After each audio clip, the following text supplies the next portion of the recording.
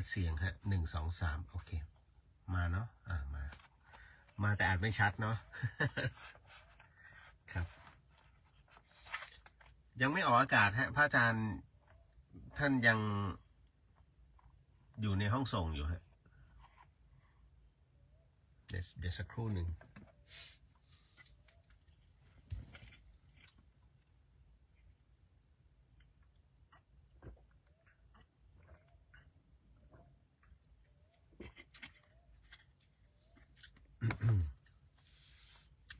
เดี๋ยวรอก่อนเนาะก็ยังคงจัดหลังรถเหมือนเดิม เพราะว่าอันที่1อากาศหนาวมากครับตอนนี้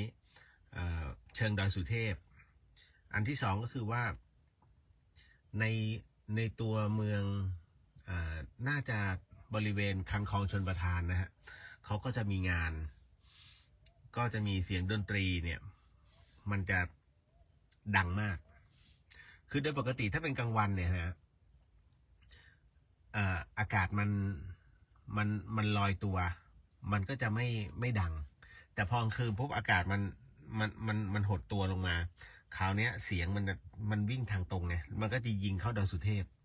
โดยตรงมันก็สะท้อนดังมากก็เลยต้องจัดในรถนะฮะจัดในกุฏิก็ไม่ได้เสียงมันก็จะเสียงดนตรีก็ฮึมนะครับมันก็จะโกนสมาธิกันเดี๋ยวรอกันสักครู่เนาะนะฮะ นิดหนึ่งวันนี้คิดว่าคงจะเรียวเดอะเฮียนไม่น่าจะมีปัญหาเพราะว่าสัญญาณมัน3 ขีด พุทธิสิทธิ์ได้อยู่เดี๋ยวรอกันก่อนนะฮะ ก็เดี๋ยวเล่าให้ฟังก่อนเลยวันนี้เนื่องจากว่ามีภารกิจแถววัดสันติธรรมก็เลยได้แวะเข้าไปที่วัดสันติธรรมนะฮะแล้วก็ที่วัดสันติธรรมเนี่ยจะมีหอพระธาตุบุรพาจารย์นะฮะเดี๋ยวพระธาตุคืออะไรยังไงเนี่ยมันก็มีคำถามของน้องๆที่ผมก๊อปปี้แล้วก็แปะไว้จริงๆเรื่องนี้อธิบายไว้นานมากแล้วฮะแล้วก็อธิบายอยู่เรื่อยๆนะเพราะว่ามันเป็นอะไรที่มหัศจรรย์ก็ต้องบอกนะฮะเครื่องริวเดอะเฮียนถ้าจะแย่นะฮะ มันพยายามเชื่อมต่อนะฮะเชื่อมต่อช้าด้วยนะครับคือถ้าเป็นไปได้เครื่องนี้ฮะย้ายมาอีกเครื่องหนึ่ง พุทธิสิทธิ์จะดีกว่า งั้นเดี๋ยวผมแท็กไปดีกว่ามันน่าจะแท็กได้ฮึบโอเคเชิญถูกต้องนะฮะเรียบร้อยครับ อันนี้ก็เลยต้องบอกก่อนนะฮะพอไปถึงวัดสันติธรรมเนี่ยก็ไปคือที่นั่นเนี่ยผมต้องบอกว่าเดี๋ยวเราจะไม่หวงกันไม่ใช่ว่าผมอยู่วัดฝายหินแล้วต้องมาวัดฝายหินไม่ใช่นะไม่ใช่คือ ทุกอย่างเนี่ยเรามีอาจารย์คนเดียวกันก็คือองค์พระสัมมาสัมพุทธเจ้าดังนั้นไม่ได้แบ่งแยกหรอกครับว่าพระธรรมยุทธ์หรือพระมหานิกายหรือจะเป็นวัดเราหรือวัดเขาไม่แบ่งแยกนะฮะเพื่อจันโลมพระพุทธศาสนาคือที่วัดสันติธรรมเนี่ยต้องบอกก่อนว่าความมหัศจรรย์ของที่นั่นน่ะก็คือมีพระบรมสารีริกธาตุขององค์พระสัมมาสัมพุทธเจ้าโดยแท้จริงผมใช้คำว่าโดยแท้จริงนะเพราะว่ากว่าจะอัญเชิญมาได้จากศรีลังกาเนี่ยครับนะต้องบอกหลวงพ่อนวลเนี่ยท่านใช้ความอุตสาหะมากครับนะพระอาจารย์ศรีนวลวิมาโลเนี่ยนะครับคือท่านก็ไปรับด้วยตัวของท่านเองนะแล้วก็จะผ่านด่านเข้าไปนะในองค์มหาเจดีย์ที่ประเทศศรีลังกาเนี่ยเพื่อจะเอามาเนี่ยนะฮะพระที่ศรีลังกาเนี่ยโอ้โหแทบจะร้องไห้เพราะนั่นคือสมบัติชาตินะฮะแล้วเป็นองค์ที่2นะฮะที่เขาให้ประเทศไทยเพราะติดสัญญานะฮะองค์แรกเนี่ยอยู่ที่ภูเขาทององค์ที่2อยู่ที่นี่เลยที่วัดสันติธรรมเป็นแท้ๆเป็นกระดูกพระพุทธเจ้าพูดกันแบบบ้านๆแล้วกันนะฮะสาธุนะเดี๋ยวค่อยขอขมาพระรัตนตรัยเป็นกระดูกพระพุทธเจ้าโดยแท้จริงที่เผาเลยนะฮะที่เผาที่อินเดียแล้วคราวนี้ครั้งสมัยพุทธกาลนะฮะ กษัตริย์ของที่นั่นเนี่ยนำเขาเรียกว่าแบ่งถวายให้กับประเทศศรีลังกาก็ได้อัญเชิญนะแต่งขบวนอัญเชิญพระสารีริกธาตุเนี่ยครับมาไว้ที่ประเทศศรีลังกานะฮะจนคือเขาไม่ให้ใครเลยแต่มีข้อสัญญาว่าจะต้องสวดมนต์ให้ทุกวันเพราะที่ศรีลังกาเขาสวดมนต์ให้ทุกวันนะสวดมนต์บูชาพระพุทธองค์ท่าน นะฮะ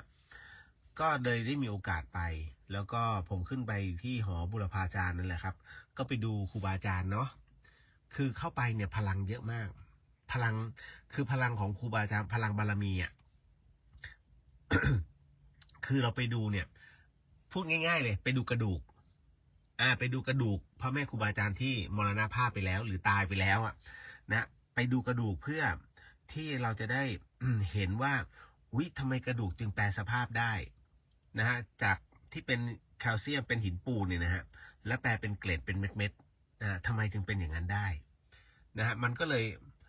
เลยทำให้อยากรู้นะฮะแล้วเราก็ได้ไปจับสังเกตทั้งหมดทั้งมวลในเครื่องนี้ฮะในเครื่องเรียวเดอะเฮียนเนี่ยถ้าย้ายมาได้ก็คือมาที่พุทธิสิทธิ์รัตนสมบูรณ์นะครับเข้ามาในนี้ดีกว่าครับเพราะอันนี้มันชอบหลุดพูดง่ายมันเป็น 4G ฮะ ผมช่วงนั้นใช้คำว่าเราก็ไม่รู้หรอกว่าอะไร 5G อะไร 4G และเป็นช่วงที่โทรศัพท์เครื่องเก่ามันแตกนะฮะก็ฉุกเฉินเนี่ยก็เลยไปซื้อที่อะไรนะผมจำชื่อร้านไม่ได้แล้วเขาบอกโอ้รุ่นนี้ดีมากจำได้ที่เซ็นทรัลพระราม 9 แต่เขาไม่ได้บอกว่านี่คือ 4G เขาบอกโอ้รับดีมากค่ะนี่แต่พอซื้อมาเสร็จปุ๊บเนี่ยซิมมัน 5G ไงนะฮะแล้วก็มาใช้เป็นเครื่อง 4G จะบอกว่าเขาหลอกขายหรือเปล่ามันเป็นเทคนิคในการขายเราก็ไม่ละเอียดพอเราไม่โทษกันนะฮะก็มีอย่างไรก็ใช้อย่างนั้น นะ เพราะฉะนั้นอันนี้บอกไว้ก่อนนะว่าเครื่องนี้มันจะขาดนะฮะก็เล่าต่อในส่วนของเมื่อเข้าไปเนี่ยพลังเยอะมากพลังพ่อแม่ครูบาอาจารย์แล้วก็ไปผมก็เลยเดินดูสิ่งแรกที่ผมหาคืออัฐิธาตุของหลวงพี่ภาสกรหาเท่าไหร่ก็หาไม่เจอเอาจริงผมหาเท่าไหร่ก็หาไม่เจอเสร็จปุ๊บแต่อยู่ในหอพระธาตุนั่นแหละ เพราะผมเป็นคนที่นำไปมอบให้แล้วจากนั้นก็ไปกราบพระธาตุขององค์หลวงปู่ชอบฐานสโมนะฮะแล้วก็หาของหลวงพ่อชาสุภัทโทก็เจอแต่ตอนนั้นเนี่ยผมไปกราบหลวงปู่มั่นก่อนเม็ดพระธาตุหลวงปู่มั่นน่ะก็คือกระดูกหลวงปู่มั่นใสมากใสเป็นแก้วเลยดูได้ในเฟซผมแล้วจากนั้นก็มากราบหลวงปู่สิมนะฮะแล้วก็มากราบเจ้าหลวงปู่สิมเป็นเจ้าอาวาสวัดสันติธรรมรูปแรกฮะรูปที่สองก็คือหลวงพ่อทองอินนะฮะพระมหาทองอินซึ่งเป็นพระอุปชารูปแรกของผมเลยพระมหาทองอินนะฮะกระดูกเขาเป็นพระธาตุทั้งคู่นะครับพอถึงแล้วตรงนั้นเนี่ยผมก็กราบหลวงพ่อทองอินเสร็จปุ๊บก็เลยนั่งสมาธิหน้าหลวงปู่มั่นก็อธิษฐานเนี่ยผมก็มองหน้าคือเป็นหุ่นขี้ผึ้งนะผมก็มองหน้าแล้วก็อธิษฐานบอกว่าหลวงปู่คืนนี้ผมจะอโหสิกรรมนะฮะก็หากมีอะไรผิดพลาดนะขอหลวงปู่ช่วยเสริมกำลังให้ผมด้วยนะแล้วก็นั่งสมาธิตรงนั้นก็จับผมก็จับใบหน้าหลวงปู่มั่นแล้วก็นั่งสมาธินั่งไปแบบนั้นจนรู้สึกว่าเฮ้ยมันมีกำลังมากขึ้นนะฮะก็ถึงได้บอกพอถึงนั้นเสร็จปุ๊บคืนนี้สบายแล้ว นะก็เลยกลับมาที่วัดฝายหินพอกลับมาที่วัดฝายหินเสร็จปุ๊บเนี่ยก็มาดูตรงกุฏินะกุฏิกรรมฐานที่เขากำลังบูรณะกันอยู่ก็คือทำมันแหละไม่ให้บูรณะมันคือการซ่อมแต่นี่มันสร้างนะก็สร้างสะพานข้ามลำน้ำนะฮะสร้างกำลังมุงกำลังขัดพื้นนะฮะและคราวนี้ ก็ปรากฏว่าก็พระท่านก็ขอกดนะฮะกด3 หลังผมก็มองว่าโอเคผมก็เซิร์ชดูเลยเฮ้ยกดราคาเท่าไหร่วะ แล้วคือผม เว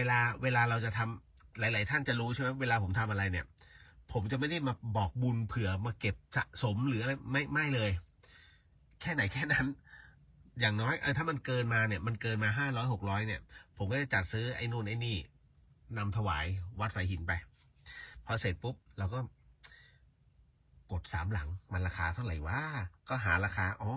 มัน600 ถึง 1,700สู้ได้ยังพอสู้ได้แต่พอมาดูรายละเอียด600ตายแล้วขี้เหร่มาก นะคืออารมณ์ว่าเอาง่ายๆพัดลม2 ตัวพัดน่ะมันงอ น่ะไอ้อย่าง600นะก็เลยรู้ดูอย่าง900ดูแล้วไม่น่าจะรับน้ำหนักของมันต้องมีมุ้งด้วยไง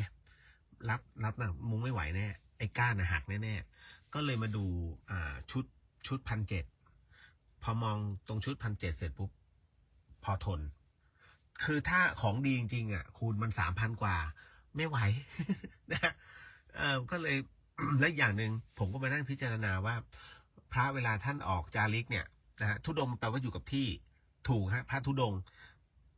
กฎสำหรับพระธุดงค์นั้นหมายถึงว่าเมื่อท่านหยุดพักท่านกางกฎอยู่กับที่นะพระธุดงค์ถูกต้องแต่เวลาท่านเคลื่อนเขาเรียกพระธรรมจาริกไอตอนที่จาริกไปเนี่ยท่านต้องการน้ำหนักที่เบาที่สุดดังนั้นผมก็ต้องเลือกในส่วนที่แค่เป็นมุ้งทิ้งลงมากับตัวกรดก็จบตรงนั้นนะฮะก็เลยเดี๋ยวจะคือตอนนี้มันได้ผมต้องขอประทานอภัยแล้วก็ต้องขออโหสิกับทุกท่านนะฮะที่ผมปิดคือตอนแรกเนี่ยผมเปิดรับเนี่ยกองบุญเนี่ยจนถึง3 ทุ่มแต่มันได้แล้วมันคือมันได้ประมาณ 6,000 กว่าเพราะผมคำนวณแล้วไอ้3 หลังเนี่ยมันตกประมาณ 5,000 5,100บวกค่าส่งตีไป 5,400ก็ตีไป 5,500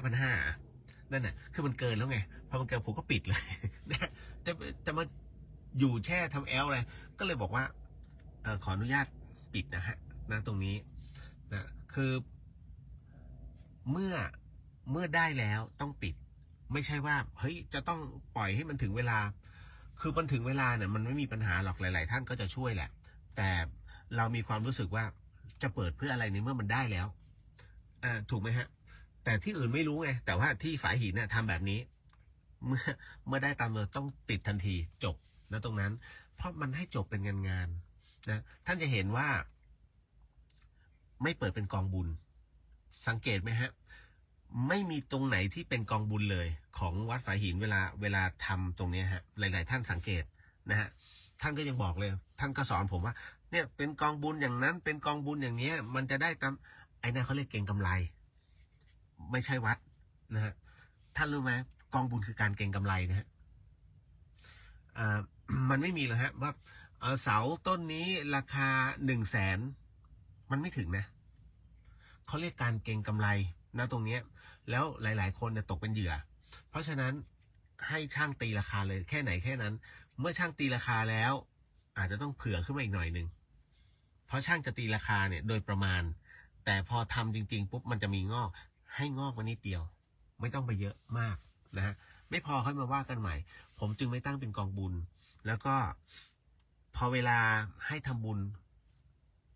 จะสังเกตไหมบุญผมจะจุกกระจุกกระจิกนิดๆหน่อยๆเอาแค่ตรงเนี้ยแล้วท่านทำแบบสุดจิตสุดใจมันเต็มบุญไงฮะมันเต็มกำลังนะฮะบางคนเจอแบบกุฏิเป็นเจ้าภาพกุฏิ250,000ไหวไหมฮะกุฏิ250,000เนี่ย ถ้าขนาดของผมที่สร้างเนี่ยได้200,000แต่250,000ผมว่าไม่ถึงนะฮะกุฏิและถ้าเอาจริงหมายถึงว่าซื้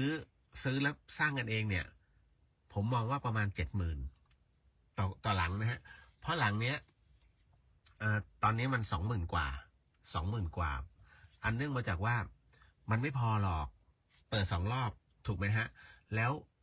คือด้วยสภาพเศรษฐกิจและอีกอย่างหนึ่งภาคใต้ก็น้ำท่วมผมไม่อยากจะเปิดเอาจริงผมไม่อยากจะเปิดเพราะว่าผมอยากให้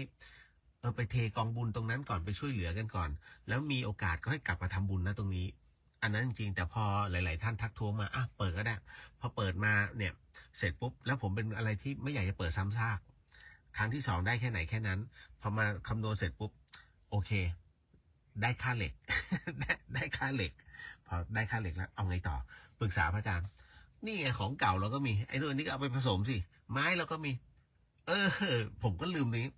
แต่มันไปแพงไอ้ตัวตะปูแค่นั้นเองนะครับก็เหลือสายไฟอีกชุดหนึ่งสายไฟมันต้องขนาด 2.5 เนาะเพราะมันต้องรองรับยาวหน่อยประมาณสัก100 เมตรก็น่าจะไม่เกิน 2,000 คิดว่านะฮะอันนี้ก็จบแล้วนะกุฏิกรรมฐานนะเพราะฉะนั้นงานบุญเนี่ยจะสังเกตว่าผมไม่ได้เป็นกองบุญใหญ่ๆเพราะว่าผมมองว่าการทำอะไรก็ตามที่เป็นกองบุญใหญ่ๆจะเป็นการรบกวนนะเมื่อรบกวนเสร็จปุ๊บเนี่ยหลายๆท่านอาจจะคิดเยอะคือมีทุกคนมีอยู่แล้วแต่ว่าอาจจะไม่ใช่ณตรงนี้ที่เดียวอาจจะมีตรงนั้นตรงนี้ตรงนู้นนะและอย่างหนึ่งอย่างเช่นแล้วผมเป็นคฤหัสถ์ด้วยความเป็นคฤหัสถ์นี่เองเนี่ยที่หลายๆคนไปเจอเรื่องราวที่มันไม่ดีผมตระหนักคือคิดแล้วคิดอีกไม่เป็นไรทั้งหมดทั้งมวลคือถ้าคนเชื่อใจเขาก็ต้องเชื่อใจผมก็เลยเปิดพอเสร็จปุ๊บได้นะตรงนี้ก็จบนั่นนะฮะนั่นคือที่มาที่ไปเลยว่าทำไมจึงไม่เปิดเป็นกองบุญหนักๆไม่ใช่เพราะว่าผมก็มองว่าวัดก็คือวัดมันจะสร้างอะไรกันนักกันหนานะครับเพราะว่าท้ายที่สุดแล้ววัดเนี่ยมีเป็นพื้นที่สำหรับในการปฏิบัติธรรมนะฮะถ้าจะต้องเป็นในในในส่วนของพาร์ทสวดศพหรืออะไรก็ตามเนี่ยให้เป็นพาร์ทของหมู่บ้านหรือศาลาประชาคมนะไม่เกี่ยวกับการปฏิบัติเพราะฉะนั้นอะไรก็ตามที่เป็นความฟุ่มเฟือยเนี่ยผมจะไม่บอกบุญแค่นั้นเลยสังเกตได้เพราะฉะนั้นหลายๆท่านที่ทำเนี่ยท่านก็ทำด้วยใจอันเต็มร้อยเพราะมันไม่เยอะจริงๆนะไอ้ครั้งเนี้ยผมกล่าวว่าเต็มที่ไม่เกินคนละ150 บาทนะครับคือมันจะได้หลายๆคนเขาก็จะได้ช่วย50 บาทก็ได้นะฮะ100 บาทก็ได้20 บาทยังได้เลยเพราะว่ามันเบ็ดเสร็จมัน5,000 กว่าบาทไอ้กด3 หลังแค่นั้นนะครับจริงๆใจคิดอย่างนั้นแต่เนื่องจากว่าไม่อยากปล่อยเวลาล่วงเลยแล้วแต่แล้วกันนะฮะมันก็เลยจำนวนไม่เยอะแต่ว่าท่าน500มั่งนะฮะ900มั่ง50 บาทมั่ง40 บาทมั่งไม่เกี่ยงเลยเพราะว่าท้ายที่สุดรวมกันแล้วก็ถวายเดี๋ยววันที่กรดมาผมจะโพสต์อีกทีหนึ่งแล้วก็นำถวายพระอาจารย์เอาไว้นะฮะ3 หลังเพื่อให้เป็นของสงฆ์ก่อนนะครับแล้วหลังจากนั้นค่อยแจกจ่ายนำถวายแต่ละรูปไปเนาะอันเนี้ยแจ้งให้ทราบที่มาที่ไปไม่ใช่ผมกำลังดูไอ้เรียวเดไม่ได้เครียดนะฮะเพราะผมไม่ได้เอาจิตไปจับว่าไอ้เครื่องเรียวเดเฮียนมันได้ไม่ได้ยังไงนะผมให้ตัวนี้มากกว่าของพุทธิสิทธิ์รัตนสมบูรณ์เดี๋ยวรอนิดนึงนะฮะให้หลายๆท่านมาก่อนแล้วก็เดี๋ยวรอทางสถานีนิดนึงให้สัญญาณมาก่อน นะฮะว่าได้ตัดออกอากาศแล้วนะฮะนิดนึงในช่วงตรงนี้นี่เองนะครับก็แน่นอนที่สุดที่ให้เข้าก่อนเวลาเพราะว่า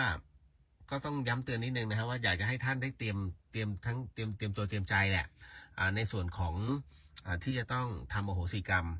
นะฮะคุณกนกรัตน์สวัสดีค่ะนะฮะคุณรุ่งสวัสดีครับนะฮะ ทักทายเขาก่อนที่จะให้ย้ายมาพุทธิสิทธิ์ เดี๋ยวรอสักครู่เนาะขออภัยนะครับมะนาวฮะผมทั้งวันเลย ชามะนาว เดี๋ยวรอกันก่อนที่บอกว่าต้องให้เตรียมตัวเตรียมใจเพราะว่าเดี๋ยวก็จะซัดกันยาว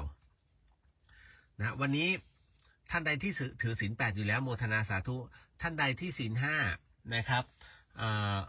อาจจะต้องเปลี่ยนเป็นศีล 8ชั่วครู่นะเที่ยงคืนค่อยเปลี่ยนกลับมาศีล 5ใหม่เนาะก็1 ปีมี12 หนสำหรับในส่วนของการทำอโหสิกรรมนะฮะก็จะเป็นแบบพิธีใหญ่3 หนนะครับแล้วก็ที่เหลืออีก9 ครั้งนะก็จะเป็นแบบนี้แยกย่อยกันไป นะไม่ทำเพื่อนะครับมันใช้กำลังเยอะ แต่วันนี้ฟิต วันนี้เต็มที่นะเมื่อวานเนี่ยผมจัดไม่ไหวผมรู้แล้วว่าเบลอมากแล้วก็หนังตาแบบมันหนักมากถ้าสังเกตดีๆนะผมแย่มากเมื่อวานนี้ต้องยอมรับอันเนื่องมาจากว่ามันทำทั้งกลางวันคือผมตื่นตี 4พอตื่นมาเสร็จปุ๊บเนี่ยก็นั่งสมาธิจนถึงตี 5 ครึ่งเสร็จปุ๊บมาเดินจงกรมครึ่งชั่วโมง นะฮะเสร็จปุ๊บจากนั้นพอน้องเนยเลยไปบิณฑบาตเสร็จปุ๊บก็กวาดพื้นพอกวาดพื้นเสร็จปุ๊บไปนั่งสมาธิริมน้ำตกนะฮะ8 โมงเก็บนะฮะก็มาทำสรีรจิตตัวเองที่กุฏิเป็นเงี้ยตลอดทุกวันนี้ก็เหมือนกันฮะนะก็เลยบอกมันเป็นกิจวัตรไปแล้ว นะแล้วมันไม่ได้พักไงนะยิ่งกลางวันไม่ได้พักเลยเพราะแล้วเสร็จปุ๊บมันไม่มีกำลังมันโหยเพราะปกติตอนที่บวชเนี่ยมันจะมีช่วงเวลาที่เราได้จำวัดนะจำวัดเพื่อเรียกว่าให้มันมีสติให้มันมีกำลังในการเดินสมาธิต่ออย่างเงี้ยอันนี้ไม่มีปัญหาแต่พอเป็นคฤหัสถ์แล้วมันจะอีกแบบหนึ่งทันทีนะครับก็ตามตารางเนี่ยเหมือนเดิมนะครับก็คือว่าเดี๋ยวเราจะเป็นการนั่งสมาธิกันก่อนนะครับแล้วหลังจากนั้นพอนั่งสมาธิเสร็จปุ๊บเราก็จะมาขึ้น เป็นในส่วนของสมทานศีลนะครับให้เป็นอุโบสถศีลซะนะครับอัฏฐศีลศีล 8แล้วหลังจากนั้นก็ไล่ยาวกันไปเลยนะครับเดี๋ยวรอสักครู่หนึ่งวันนี้เรื่องราวปกิณกะในเรื่องของการบรรยายในช่วงของการนั่งสมาธินั้นก็ขออนุญาตแล้วกันนะครับเป็นเรื่องราวของหลวงพ่อพุธท่านเนาะก็จะมีเรื่องราวแบบนี้สลับสับเปลี่ยนกันไป ต้องขออภัยด้วยแล้วกันว่าคือท่านใดที่อาจจะรู้ในส่วนของประวัติอยู่แล้วนะไม่มีปัญหาเดี๋ยวนะแป๊บนึงนะฮะตึ้งดึงขออนุญาตทักทายก่อน นะฮะคือถ้าผมทักทายไม่ครบอะไรยังไงขออนุญาตนะขออโหสินะครับคุณแพมรายงานตัวค่ะคุณเลียวและชาวเดอะเฮียนค่ะสาธุครับนะ9สวัสดีครับพี่เลียวสวัสดีฮะนะฮะแล้วก็เอาเมฮะจัดในรถบ่อยๆรถไฟฟ้าต้องเข้าแล้ว อันนี้ก็เกินไป นะอันนี้ก็จะยุให้เราซื้อแต่รถไฟฟ้าพี่อุทิศสวัสดีค่ะอาจารย์ขอให้คุณพระคุ้มครองทุกท่านเจ้าค่ะสาธุครับฮะพี่เฉลิมศรีสวัสดีค่ะสวัสดีครับผมนะฮะคุณประภาสิริสวัสดีค่ะสวัสดีครับผมนะฮะ ก็หลายๆท่านสาธุสวัสดีค่ะนะฮะอันนี้คุณบัวจันทร์เนาะสวัสดีค่ะนะฮะแล้วก็มาคุณจินชาสวัสดีค่ะคุณเดียวสาธุกับทุกบุญกุศลที่เกิดขึ้นและขอให้ราบรื่นในธรรมทุกประการนะคะสาธุครับก็อันนี้ถือว่าคือคุณเหล่งเนี่ยถือว่าเป็นกัลยาณมิตรนะที่เอาเวลาเราเหมือนกับพลาดอะไรเนี่ยท่านก็จะคอยเตือนตรงนี้บ้างตรงนี้บ้างมันก็จะทำให้เราได้มีความรอบคอบมากขึ้นนั่นแหละฮะแล้วก็เป็นผู้สนับสนุนอะไรหลายๆอย่างพอสมควรฮะโมทนาสาธุนะครับ คุณวิดาสวัสดีค่ะสวัสดีครับพี่คุณแพมคุณเลียวบนหอพระธาตุนั้นมีเส้นผมด้วยของพระสุปฏิปันโนด้วยนะคะมีหมดฮะนะครับมากมายเพราะว่าแรกๆเนี่ยผมช่วยหลวงพี่ต้น นะแล้วก็อะไรหลายอย่างแต่ว่าพอดีที่ถ่ายมามันแค่ส่วนเดียวนะครับแม้กระทั่งขององค์สมเด็จโตก็มีนะฮะพระธาตุของสมเด็จโตแล้วก็ของพ่อแม่ครูบาอาจารย์อะไรหลายอย่างคือ ก็มันจะมีคำถามเลยว่ารูปนี้ทำไมมีแต่เส้นผมนะฮะรูปนี้ไหนบอกเป็นพระโพธิสัตว์นะฮะแล้วทำไมจึงมีอะไรยังไงสังเกตได้ครับว่าในส่วนของ พ่อแม่ครูบาอาจารย์ทั้งหมดทั้งมวลเนี่ยนะฮะหลายสิ่งนะท่านแปลเป็นจากกระดูกธรรมดาเนี่ยแปลสภาพเป็นเม็ดพระธาตุก็มีหรือว่าเริ่มเป็นผลึกก็มีนะฮะอย่างของหลวงตาจารย์วัดเจดีย์หลวงเนี่ยฮะก็ผมก็ไปยืนสังเกตนะฮะสวยมากเป็นผลึกเลยฮะคือเป็นกระดูกแล้วและในเนื้อของกระดูกเนี่ยฮะก็จะเป็นผลึกขาวๆของพระอาจารย์เปลี่ยนก็เป็นผลึกขาวโอ้สวยมากแต่ละรูปนะเห็นไหมมันมีความมหัศจรรย์ที่มันเกิดขึ้นอะไรมากมายนะครับส่วนขององค์สมเด็จโตก็จะเป็นเหมือนกับเป็นเกล็ดนะฮะออกสีคล้ายๆโกเมนอารมณ์แบบนั้นเลยนะฮะเป็นผลึกแบบนั้นนะพระเดชพระคุณพระราชพรหมยานก็เป็นผลึกนะที่ไม่ได้เป็นผลึกเนี่ยก็จะมีขององค์หลวงปู่ดูนะฮะแล้วก็หลวงพ่อรวยนะฮะวัดตะโกฮะคืออีกหลายถ้าจำได้นะเหตุผลเพราะว่าที่ไม่ได้เป็นพระธาตุเพราะว่าท่านเป็นพระผู้ทรงมีเมตตาเป็นพระโพธิสัตว์ท่านเขาเรียกว่าท่านภาวนาไว้ขอเป็นพระโพธิสัตว์หมายถึงว่าคอยเกื้อหนุนสรรพสัตว์นะทุกสรรพสิ่งนะทั้งหมดทั้งมวลดังนั้นเนี่ยความเป็นพระโพธิสัตว์จึงไม่สามารถเข้าสู่ในเรื่องของพระนิพพานได้เนี่ยอันนี้คือตามหลักเลยเพราะว่าท่านไม่ได้ลาพุทธภูมิดังนั้นผู้ที่เป็นพระโพธิสัตว์เนี่ยเรียกว่ารอพุทธทำนายต่อไปในอนาคตเบื้องหน้าอันไกลโพ้น ใช่ว่าไกลโพ้นเพราะอะไรเพราะว่าตั้งแต่ในสมัยพุทธกาลเนี่ย 2,000 กว่าปีจนถึงปัจจุบันนี้นะฮะผมเชื่อมั่นว่าทุกปีที่ผ่านมาแล้วก็ทุกวันทุกเดือนที่ผ่านมาเนี่ยมีอีกหลายรูปที่รอเป็นพระพุทธเจ้าแล้วก็เรียกว่าปฏิบัติตนเสมือนพระโพธิสัตว์เพราะฉะนั้นไม่ได้มีแค่สมัยเราจดจำแน่นอน 100% เพราะทุกอย่างมันถูกคิดมาหมดแล้วนะมันถูกคิดมันถูกฝึกปฏิบัติมาเรื่อยๆจนถึงปัจจุบันนะฮะอันนี้ก็ลองไปดูได้นะครับที่หอพระธาตุของวัดสันติธรรมนะครับก็พยายามจะแนะนำให้เห็นว่าอะไรผมเชื่อมั่นว่าเยอะมากเยอะมากๆครับเรียกว่าน่าจะประมาณ700 กว่ารูปนะถ้าพูดถึงแม้กระทั่งหลวงปู่ทวดก็มีนะฮะไปดูได้เป็นเม็ดเป็นเม็ดเป็นกระดูกอะนะครับเป็นเม็ดเล็กๆแล้วเขาจะมี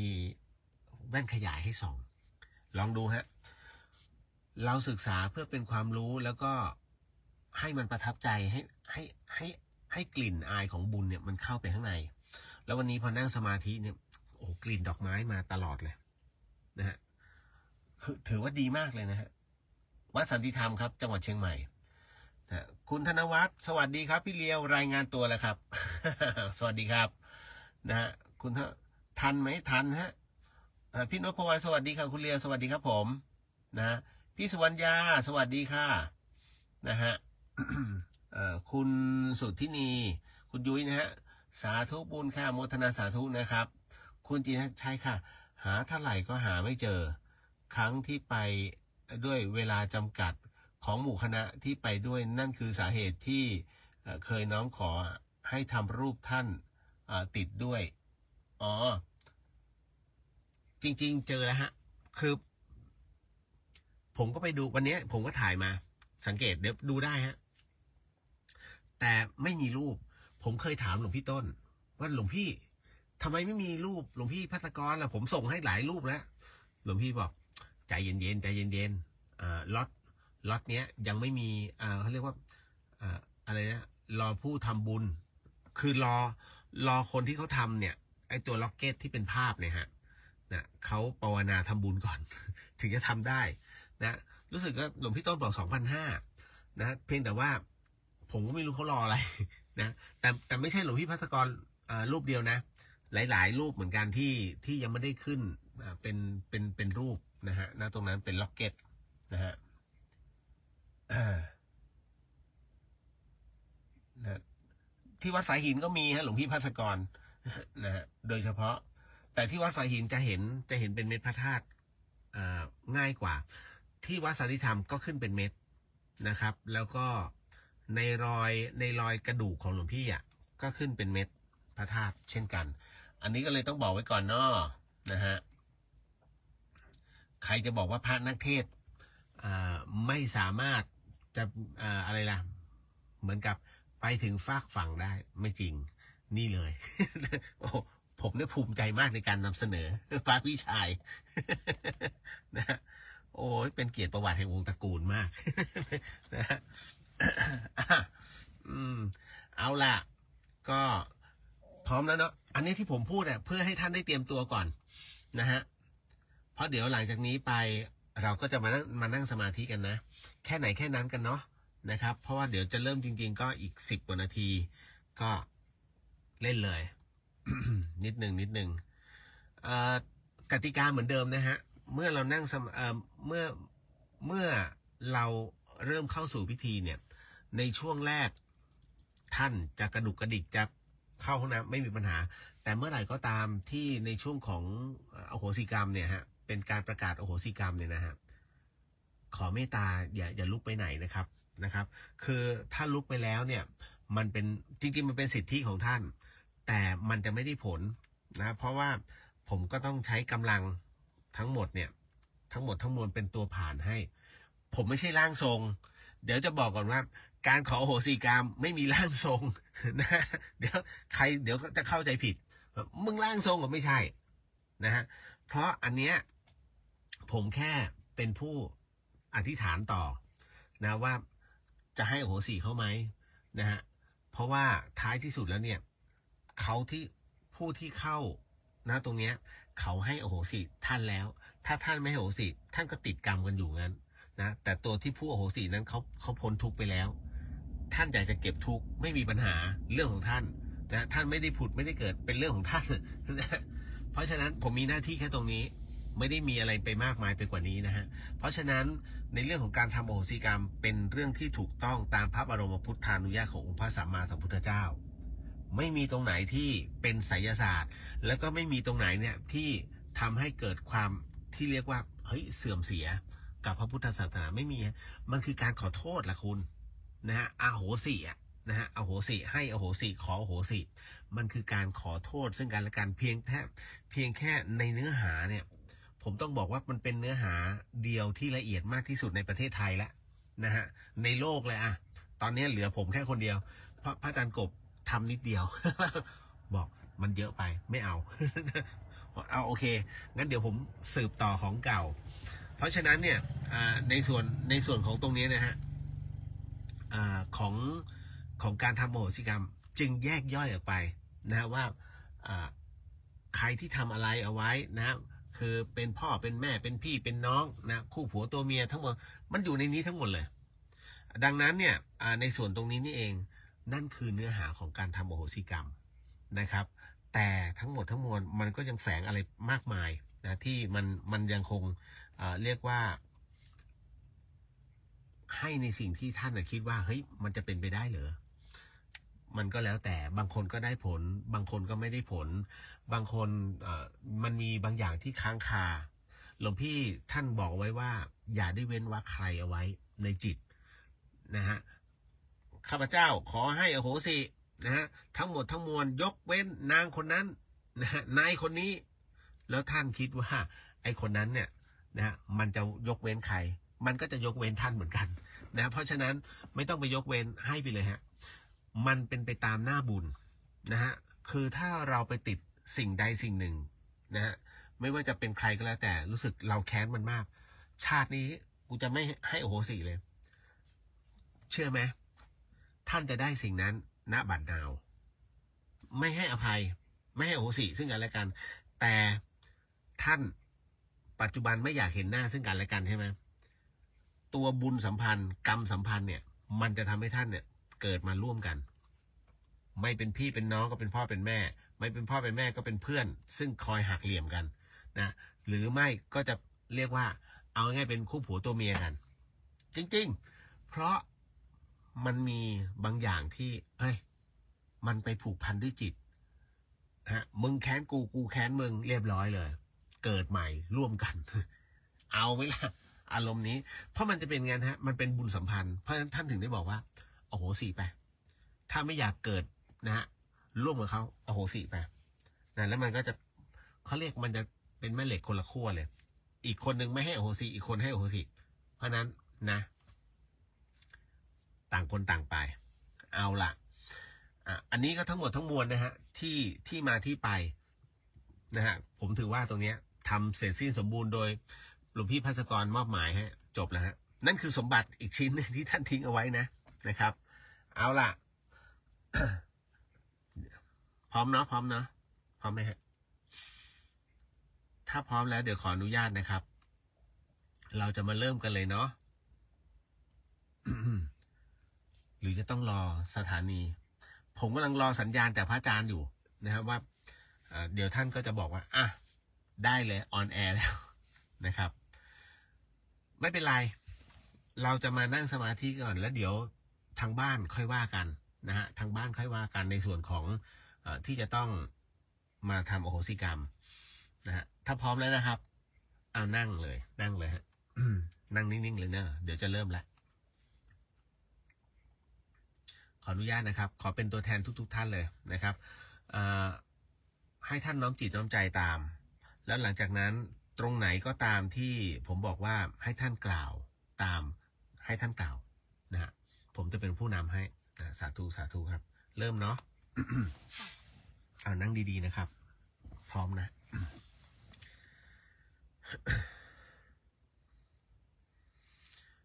ปุริมันจติสังราชาตระโทปัสสสติขัตถพานังอธิปติมหาราชายาสสิโสปุตตปิตาสะภาโวธรรมานามหัพพลาอิทิมันโตชุติมันโตวันโตยสัทธิโนโมธรรมานาทังสุทักขินันจติสังราชาวิรุโหตาปัสสสติกุปทานังอธิปติมหาราชายาสสิโสปุตตปิตาสะภาโวธรรมานามหัพพลาทิมันโตชุติมันโตวันโตยสัทธิโนโมธรรมานาทังสุ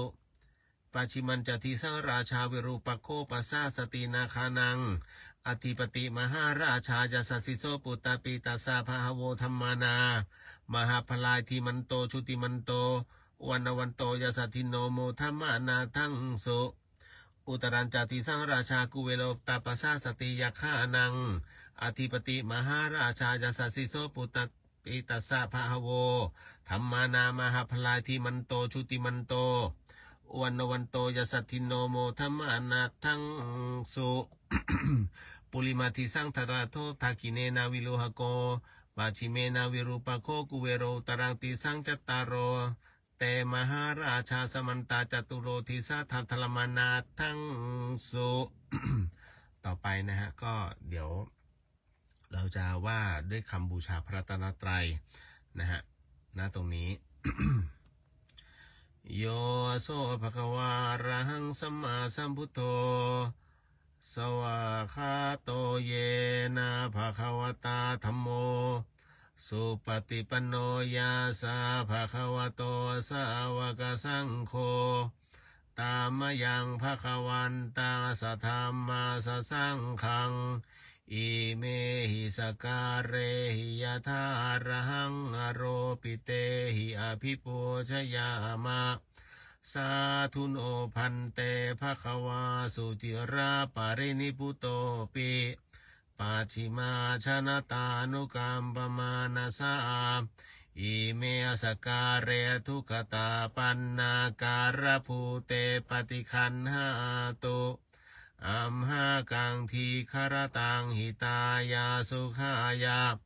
อรหังสัมมาสัมพุทโธภควาพุทธังภควันตังอภิวาเทมิกราบสวากขาโตภควตาธัมโมธัมมังนามาสามิกราบสุปฏิปันโนภควโตสาวกสังโฆสังฆังนะมามิกราบต่อไปเป็นการสมทานศีล 8นะฮะ เดี๋ยวตั้งนะโมพร้อมกันนะฮะ3 จบนะโมตัส สะภะคะวะโตอะระหะโตสัมมาสัมพุทธัสสะนะโมตัสสะภะคะวะโตอะระหะโตสัมมาสัมพุทธัสสะนะโมตัสสะภะคะวะโตอะระหะโตสัมมาสัมพุทธัสสะว่าบูชาพระตรัยไตรฮะผมนำให้แล้วกันพุทธังสรณังคัจฉามิธัมมังสรณังคัจฉามิสังฆังสรณังคัจฉามิทุติยัมปิพุทธังสรณังคัจฉามิทุติยัมปิธัมมังสรณังคัจฉามิทุติยัมปิสังฆังสรณังคัจฉามิตาติยัมปิพุทธังสรณังคัจฉามิตาติยัมปิธัมมังสรณังคัจฉามิตาติยัมปิสังฆังสรณังคัจฉามิปานาติปาตาเวรมณีสิกขาปะทังสมาธิยามิอะทินนาทานาเวรมณีสิกขาปะทังสมาธิยามิอะพรหมจาริยาเวรมณีสิกขาปะทังสมาธิยามิมุสาวาทาเวรมณีสิกขาปะทังสมาธิยามิ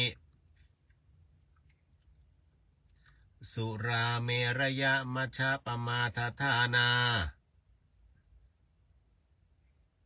เวรมณีสิกขาปะทังสมาธิยามิวิกาลโภชนาเวรมณีสิกขาปะทังสมาธิยามินาจาคีตาวาทิตาวิสุกทัสสนามาลาคันทะวิเลปนะธารณะมันธนะวิภูสนทานาเวรมณีสิกขาปะทังสมาธิยามิอุจจาสยนะมหาสยนาเวรมณีสิกขาปะทังสมาธิยามิอิมานิอัฏฐาสิกขาปทานิสีเลนะสุขติงยันติสีเลนะโภคสัมมดาสีเลนะดิปุติงยันติตัสมานสีลังวิโสทะเยสาธุสาธุสาธุต่อไปนะครับก็เป็นการตอนนี้เราศีล8แล้วนะครับต้องบอกก่อนเลยครับนะเพราะฉะนั้นเป็นศีล8ที่เราอธิษฐานนะช่วงนี้จนกระทั่งเมื่อไหร่ก็ตามที่สิ้นสุดพิธีการเดี๋ยวเราก็จะมาลาศีล8ศีล8ตรงนี้คือตัวท่านแต่ในขณะเดียวกันหลังจากที่เป็นการว่าด้วยบทอโหสิกรรมนั้นเนี่ยมันจะมีศีล5ตัวนี้นั่นหมายถึงว่าท่านเป็นตัวแทนหรือผู้แทนให้กับทวยเทพเทวดาหรือแม้แต่สัมภเวสีทั้งหมดทั้งมวลหรือแม้แต่เป็นตัวแทนของเจ้ากรรมนายเวรซึ่งในภพภูมิบางภพภูมินั้นไม่สามารถจะกล่าวได้พูดได้มันไม่สามารถจะใช้วาจาได้เลยดังนั้นเนี่ยท่านจึงให้ตัวของแต่ละทุกท่านเนี่ยนะแต่ละคนจึงเป็นตัวแทนเจ้ากรรมนายเวรของท่านนั่นเองนะฮะแต่ถ้าเทพเทวดาเนี่ยไม่มีปัญหานะท่านว่าได้อยู่แล้วเพียงแต่บางครั้งนะฮะบางภพภูมิไม่สามารถพูดได้ท่านจึงต้องเป็นตัวแทนนะแล้วเขาใช้จิตในการสัมผัสนะฮะในตัวของคำพูดของท่านในศีล5นั้นเนี่ยเพื่อให้ตัวของเขานั้นได้มีศีลนั่นเองเนาะเพราะศีล5คือความครบด้วยความเป็นมนุษย์นะฮะต่อไปนั้นก็เข้ามาสู่ในช่วงของการขึ้นกรรมฐานนิดหนึ่งเราก็จะมานั่งกรรมฐานกันนะฮะพร้อมเนาะว่านะโม3จบพร้อมๆกันนะ นะโมตัสสะภะคะวะโตอะระหะโตสัมมาสัมพุทธัสสะนะโมตัสสะภะคะวะโตอะระหะโตสัมมาสัมพุทธัสสะนะโมตัสสะภะคะวะโตอะระหะโตสัมมาสัมพุทธัสสะว่าตามเนาะอิมาหังภควาอัตตภาวังตุมหากังปริจัตฉามิข้าแต่สมเด็จพระผู้มีพระภาคเจ้าผู้เจริญข้าพระพุทธเจ้าทั้งหลายขอมอบกายถวายชีวิตแด่องค์สมเด็จพระสัมมาสัมพุทธเจ้าข้าพระพุทธเจ้าทั้งหลายขออาราธนาบารมีพระพุทธเจ้าทุกๆพระองค์พระปัจเจกพุทธเจ้าทุกๆพระองค์พระธรรมและพระอริยสงฆ์ทั้งหลายครูบาอาจารย์ทั้งหลายสืบกันมาขอได้โปรดยกจิตของข้าพเจ้าขึ้นสู่ภาวะพระกรรมฐานทั้ง40ทัศพระปิติทั้ง5และวิปัสสนาญาณทั้ง9ขอพระกรรมฐานทั้ง40ทัศพระปิติทั้ง5และวิปัสสนาญาณทั้ง9จงมาบังเกิดปรากฏในกายทวารในวจีทวารในมโนทวารของข้าพระพุทธเจ้าณกาลบัดเดี๋ยวนี้เทินขอได้โปรดยกจิตของข้าพเจ้าขึ้นสู่ภาวะแห่งเมฆจิตสามารถกำหนดจิตรู้ภาวะการต่างๆทั้งเหตุผลอดีตอนาคตและปัจจุบันได้ทุกขณะจิตที่ปรารถนาจะรู้เมื่อรู้แล้วขอให้เห็นภาพนั้นได้ชัดเจนแจ่มใสและพยากรณ์ได้ตามความเป็นจริงทุกประการเหตุใดที่จะพึงบังเกิดแก่ข้าพเจ้าขอให้ข้าพเจ้าได้รู้เหตุนั้นได้โดยมิต้องกำหนดจิตแม้แต่ประการใดณกาลบัดเดี๋ยวนี้เทินอิมังวิปัสสนากรรมฐานังปูเชมิทุติยัมปิอิมังวิปัสสนากรรมฐานังปูเชมิตติยัมปิอิมังวิปัสสนากรรมฐานังปูเชมิต่อไปก็จะเป็นการนั่งสมาธิกันเนาะ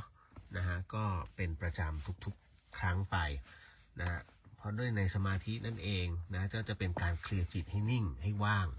นะโดยที่อะไรก็ตามใครก็ตามที่เรียกว่ามีเหตุให้ต้องคิดให้ต้องขบคิดให้มีความวิตกเกิดขึ้นนั้นนะฮะขอให้ท่านนั้นได้สลัดมันทิ้งไปอย่าได้มีวิตกเกิดขึ้นในจิตนะฮะหรืออย่าได้มีวิจารณ์ต่างๆนานานะฮะที่ทำให้จิตนั้นเกิดมีความกังวลสงสัยนะฮะดังนั้นในเรื่องของการนั่งสมาธินั้นจึงเป็นการเคลียร์จิตในชั้นต้นนะเพื่อที่เราจะได้เตรียมพร้อมนะฮะเพื่อให้กายมันว่างนะฮะ ให้จิตมันเคลียร์นะเรียกว่าขมวดพื้นที่ให้จิตนั้นมีพื้นที่นะให้ว่างมากขึ้นเนาะถ้าพร้อมแล้วนะครับอันเนื่องมาจากว่านะตอนนี้นะ FM 104.50 เมกะเฮิรตซ์จังหวัดเชียงใหม่นะได้ทำการถ่ายทอดนะครับออกอากาศไปแล้วกับรายการเดอะเฮียนะตอนนี้แล้วก็เป็นการทำพิธีอโหสิกรรมครั้งสุดท้ายแห่งปีพุทธศักราช 2568 นะแล้วเดี๋ยวจะไปเริ่มกันใหม่ในปีหน้าก็ว่ากันแต่ณปีนี้วันนี้ตอนนี้นะครับก็ขอให้เคลียร์ทั้งหมดนะอะไรก็ตามที่เป็นสิ่งที่มันไม่ดีอะไรก็ตามที่เรียกว่าทำให้เกิดประสบการณ์ที่มันเลวร้ายกับชีวิตขอให้สิ่งนั้นนะให้มันเลือนหายไปนะฮะณตอนนี้ก็ถ้าพร้อมแล้วนะครับก็ขอให้สงบจิตสงบใจนะนั่งตัวตรงนะเอามือประสานกันไว้นะส่วนการนั่งนั้นเอาตามสบายของท่านนะจะนั่งเหยียดขาก็ไม่ว่าหรือว่าจะนั่งปกติก็ไม่ว่าหรือจะยืนก็ไม่ว่านะฮะแต่ทั้งหมดทั้งมวลนั้นน่ะต้องให้อยู่ภายใต้ของการควบคุมลมหายใจดังนั้นนะตอนนี้ท่านมีหน้าที่อย่างเดียวก็คือว่าสูดลมหายใจเข้าลึกๆแล้วก็ผ่อนลมหายใจออกโดยที่ทั้งหมดทั้งมวลในการกระทำนั้นเอาตัวจิตนะหรือว่ามโนสำนึกของเรานั้นไปจับที่ลมหายใจนะฮะเรียกว่าลมหายใจก็เหมือนกับท้ายขบวนรถไฟท่านน่ะเอาจิตที่เปรียบเสมือนมือคิดว่าไปจับท้ายรถไฟซะอย่าได้ปล่อยมือนะการปล่อยมือนั่นหมายถึงว่าท่านไปคิดเรื่องอื่นแล้วก็กลับมาจับมันใหม่เพราะฉะนั้นถ้าท่านรู้ว่านี่คือท้ายรถไฟเราต้องเกาะไปถ้าไม่งั้นเราตกรางแน่ๆไปไม่ถึงฝั่งนะเพราะฉะนั้นหายใจเข้าลึกๆแล้วก็ผ่อนหายใจลมหายใจออกยาวๆสติซึ่งเหมือนกับมือที่จับท้ายรถไฟต้องตามไปด้วยฮะอย่าให้มันหลุดนะอย่าให้มันหลุดไปที่อื่นแม้จะรู้ว่ามันทำยากมันจะหลุดแน่ๆเพราะจิตมันไวมากนะพระอาจารย์ทุกรูปเลยก็จะบอกจิตมันเหมือนลิงไวมากฟับแต่แน่นอนที่สุดดูสิว่าเราเนี่ยมีสมาธิพอที่จะจับท้ายรถไฟนั้นไปให้ถึงฝั่งไหมไปให้ถึงสถานีไหมเพราะฉะนั้นเราก็จะมาเริ่มกันในขณะที่จะต้องเริ่มนั้นเนี่ยต้องขออนุญาตนิดหนึ่งฮะเหตุเพราะว่านี่คือสถานีวิทยุ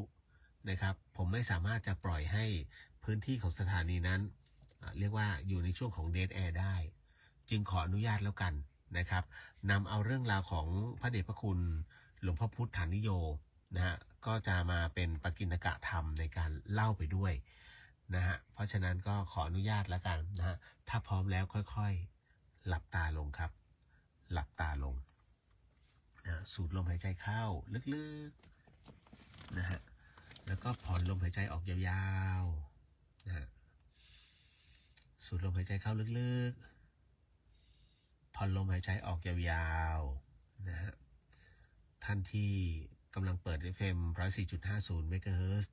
นะครับก็ขอให้ท่านได้ทราบเอาไว้ว่าณตอนนี้นะฮะทั้งในโซเชียลแล้วก็คุณผู้ฟังบางส่วนนะรวมถึงผู้ที่อยู่ที่วัดฝายหิน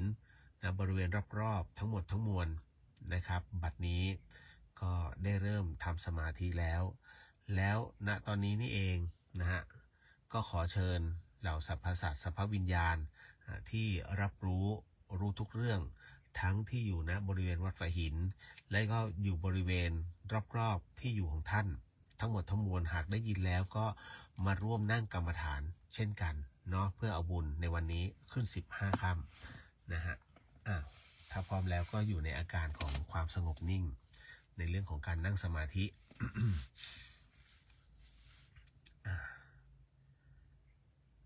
หลวงพ่อพุทธฐานิโย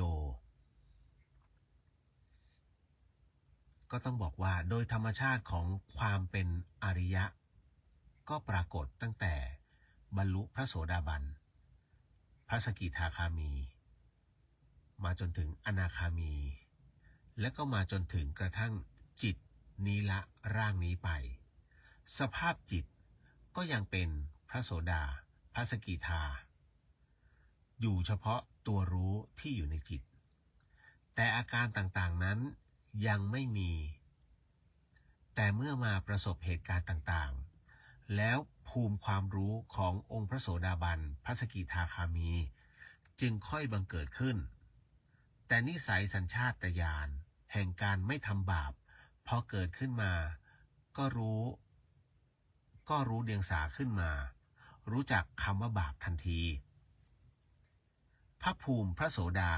สกิทาคาเป็นโลกุตรธรรมย่อมไม่มีเสื่อมผู้ที่สำเร็จพระโสดาบันแล้วนี้ถ้า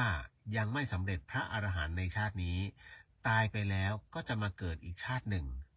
สำเร็จเป็นพระอรหันต์บางท่านก็มาเกิดอีก3 ครั้งสำเร็จอรหันต์แต่บางท่านเกิดอย่างมากไม่เกิน7 ครั้งสำหรับการเป็นพระอรหันต์นี่คือหลักของพระโสดาบันเป็นอย่างนี้โลกุตรธรรมที่ใครถึงแล้วความเป็นพระโสดาบันแล้วเกิดอีกเท่าไหร่กี่ชาติกี่ภพคุณธรรมอันนั้นไม่เสื่อมแต่อาการที่แสดงออกนี้มันหดเข้าไปในจิตตัวผู้รู้ในเมื่อมาได้ยินได้ฟังผ่านมานี้ของเก่าเหล่านี้จะผุดขึ้นมาแล้วแสดงอาการรู้ออกมาทันทีอันนี้เพื่อให้ได้ความชัดที่ว่าความเป็นอริยะแต่เดิมจะปรากฏขึ้นเมื่อใดแล้วมันจะทราบได้อย่างไรอันนี้ปรากฏขึ้นได้ต่อเมื่อเริ่มรู้เดียงสาขึ้นมาก็รับรู้อะไรขึ้นมารู้ว่าอะไรเป็นอะไรแล้วก็จะแสดงอาการปรากฏในสภาวะความเป็นพุทธะเป็นภูมิพระโสดานี้ไม่รู้จักเสื่อมหลวงพ่อพุทธานิโยนะก็เป็นอีกหนึ่งเรื่องราวนะที่หลวงพ่อพุธท่านนะก็ได้กล่าวถึงนะตรงนี้ซึ่งเราทั้งหมดทั้งมวลนั้นก็ยังอยู่ในสมาธิในห่วงของสมาธินะตรงนี้นะฮะเป็นประจำทุกๆครั้งไปนะที่เราท่านนั้นนะจะใช้ในเรื่องของสมาธินั้นเพื่อให้ทรงด้วยปัญญาก็ต้องบอกว่าพระพุทธเจ้านั้นท่านทรงแยกปัญญาไว้3 ประเภทประเภทแรกก็คือสูตมยปัญญาสูตมยปัญญานั้นคือการเรียนที่เราเป็นอยู่ก็คือเขียนฟังอ่านท่องจำจดแค่นั้นส่วนประเภทที่2นั้นเราเรียกว่าจินตามยปัญญา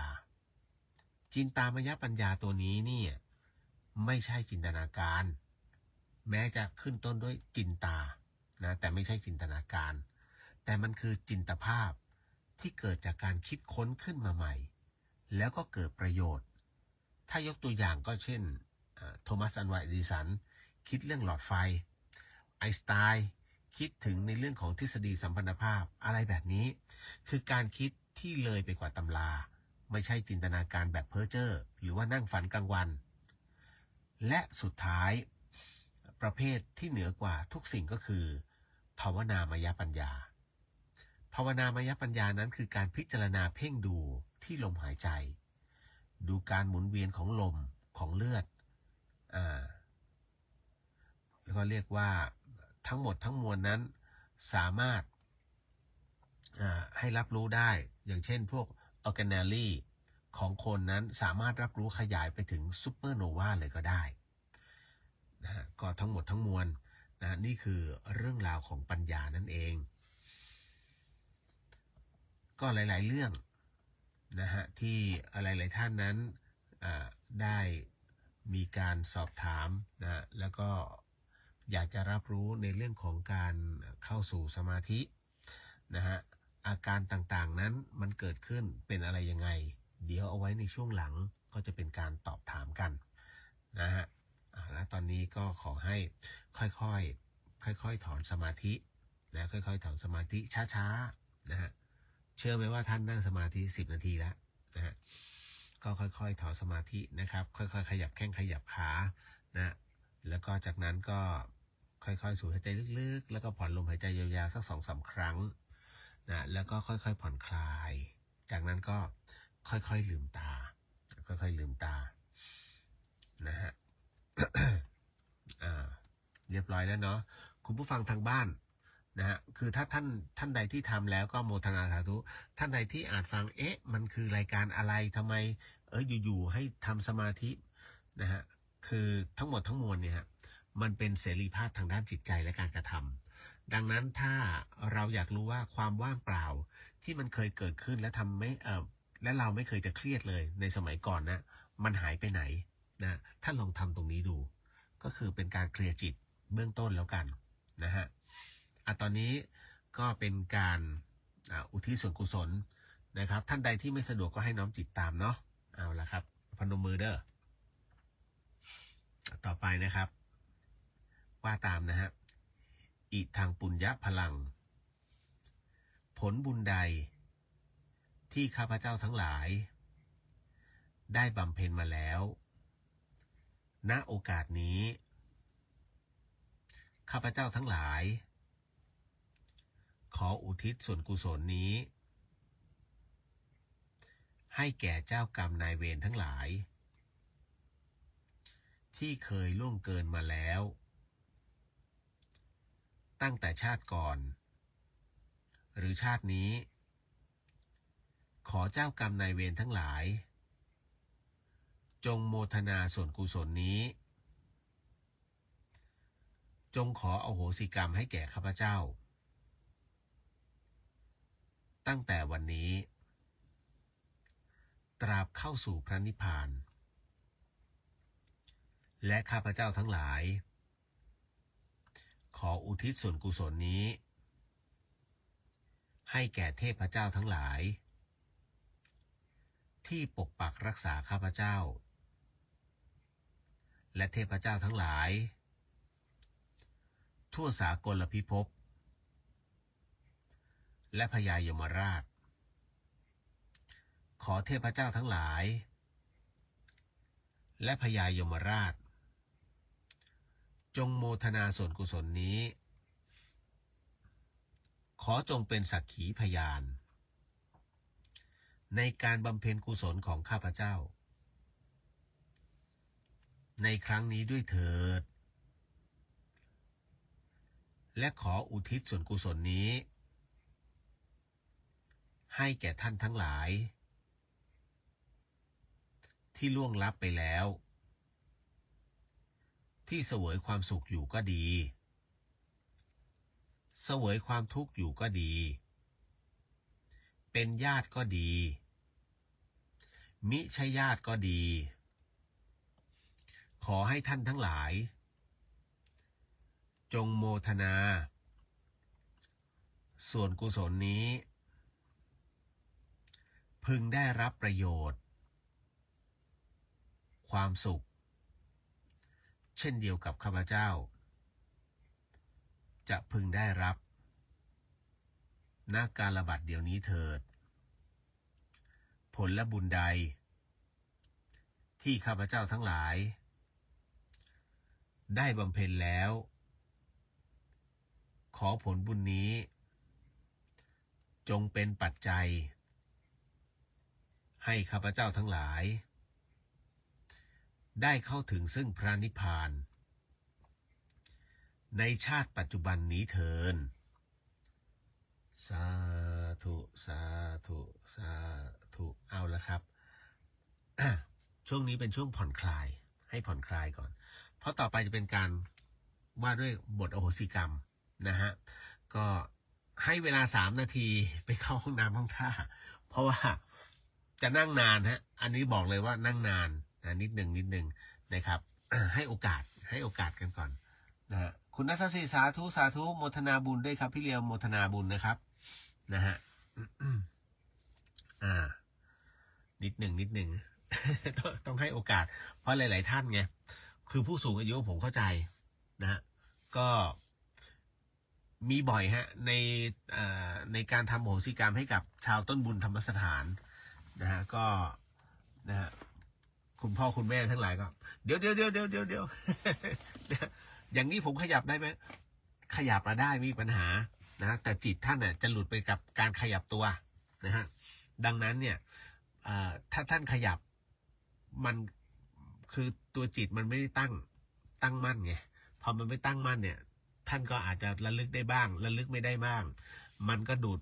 ได้น้อยนะฮะเพราะตอนนี้อย่าลืมนะทุกท่านศีล 8แล้วนะครับอย่าได้เผลอ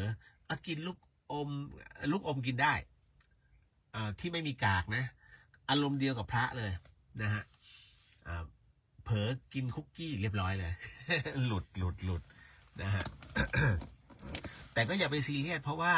เราอาศัยศีล 8เป็นทางเป็นกำลังของแต่ละคนนะฮะ เอาผมจัดในรถครับในหลังรถครับเพราะว่าเสียงจากข้างนอกมันเข้ามาเยอะมากเสียงคอนเสิร์ตครับเขาอนุญาตให้มีคอนเสิร์ตนะผมก็ไม่เข้าใจนะฮะนิดหนึ่งเดี๋ยวรอกันนิดหนึ่งนะครับนะฮะ คือมันเป็นช่วงสุดท้ายโค้งสุดท้ายแห่งปีแล้วนะครับก็ไหนๆก็ไหนๆแล้ว นะฮะ จริงๆเนี่ยวันนี้มีอะไรหลายๆอย่างนะฮะที่น้องเขาถามเอาไว้นิดนึงอย่างโอ้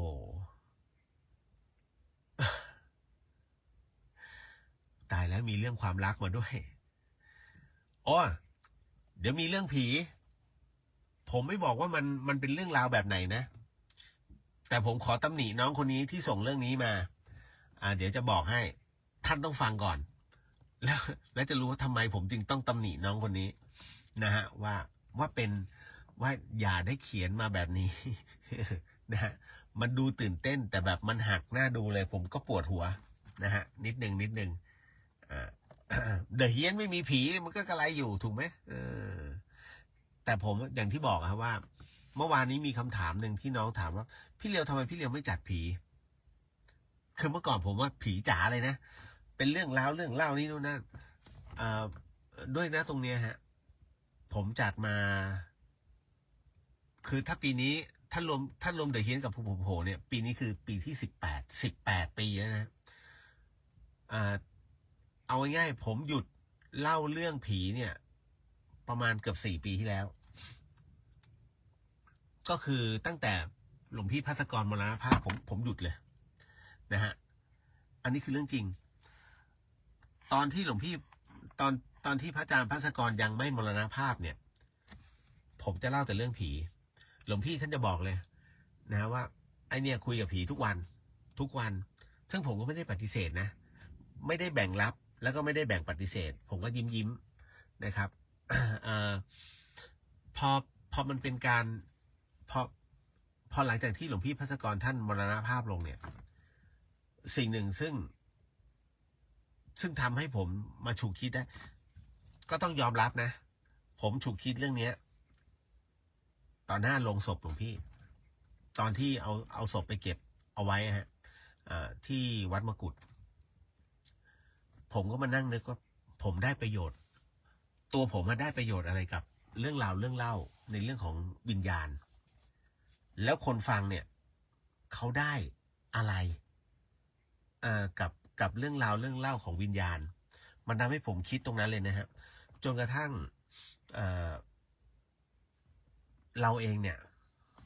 ก็มานั่งตั้งคำถามเนี่ยเฮ้ยไอเรื่องราวที่น้องเขาเล่ามาเนี่ยหนึ่งเรื่องนอกจากความน่ากลัวด้วยจินตนาการตัวเองกับคนฟังทั้งหมดทั้งมวลเนี่ยก็จินตนาการไปด้วยในขณะเรื่องเล่านะฮะ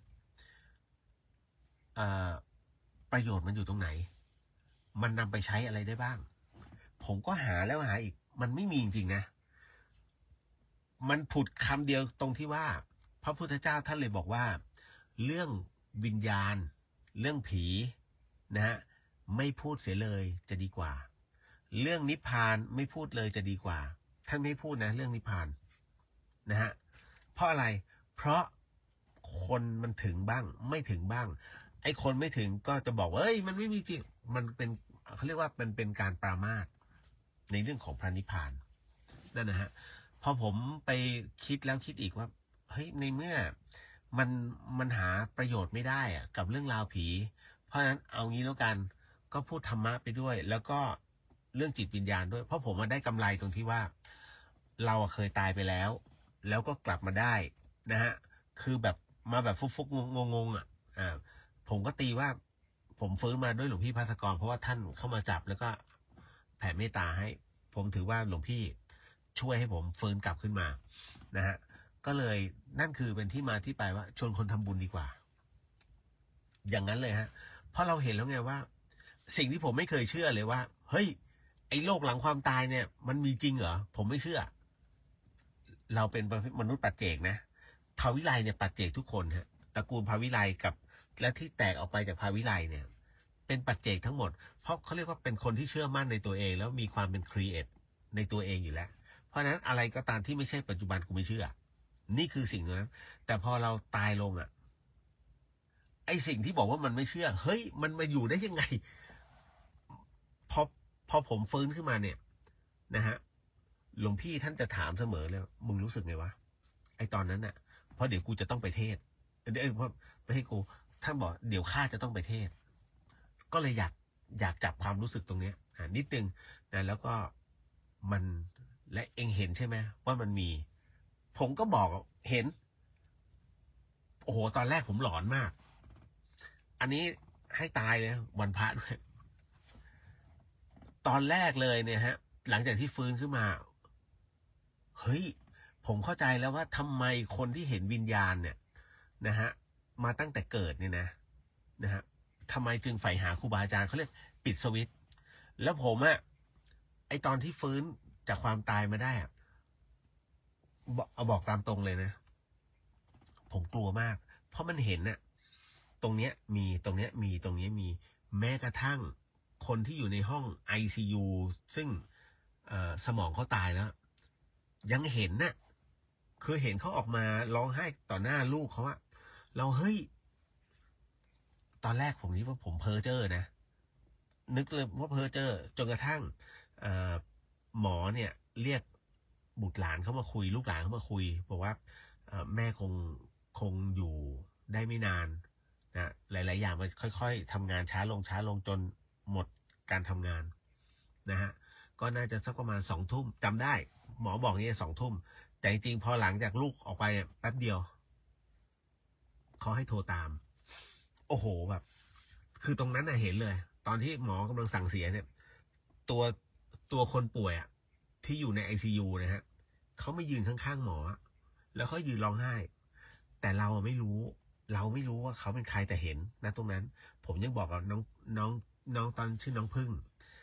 เป็นพยาบาลอยู่ CCU ผมยังบอกเลยพี่เห็นเขายืนอยู่ตรงนั้นเขาร้องไห้นั่นโอ้โหนั่นคือแล้วหลังจากนั้นเป็นต้นมานะฮะมันเห็นตลอดจนแบบผมต้องปิดตัวอยู่ในข้างใต้ถุนธรรมสถานไม่บอกใครเลยนะยกเว้นหลวงพี่ภัสกรจนกระทั่งท้ายที่สุดแล้วหลวงพี่บอกว่าไปหาพระอาจารย์กบผมก็เลยต้องหาพระอาจารย์กบจึงสอนวิธีการปิดสวิตช์คืออธิษฐานให้ไม่เห็นพวกเนี้ยนั่นคือที่มาที่ไปครับว่าโอเคต่อไปเนี้ยฉันจะพูดถึงในเรื่องของธรรมะเกี่ยวกับวิญญาณลิงก์กับวิญญาณให้ได้ซึ่งประโยชน์ตรงเนี้ยให้คนได้รู้ว่าท้ายที่สุดแล้วต่อให้ท่านเลิศเลอเพอร์เฟกต์แค่ไหนบาทเดียวท่านเอาไปไม่ได้แล้วอะไรที่มันติดตัวไปตรงนี้น่าสนใจเพราะฉะนั้นเนี่ยมันทำให้คนได้รู้ไงฮะยกเว้นเด็กรุ่นใหม่ยังชอบความตื่นเต้นท่านต้องเข้าใจนิดนึงว่าเด็กเนี่ยเขาต้องอาศัยเวลาเขาต้องสั่งสมประสบการณ์เหมือนกับเราที่เคยเป็นวัยรุ่นมาก่อนถูกไหมฮะทำไมสมัยเด็กเราชอบการ์ตูนแล้วถัดมาเราชอบละครจากละครไม่อยากดูแล้วกูไปชอบคอนเสิร์ตเห็นไหมมันเป็นทัมมิ่งของมันในเรื่องของอายุฮะเพราะฉะนั้นจะไปบอกว่าเด็ก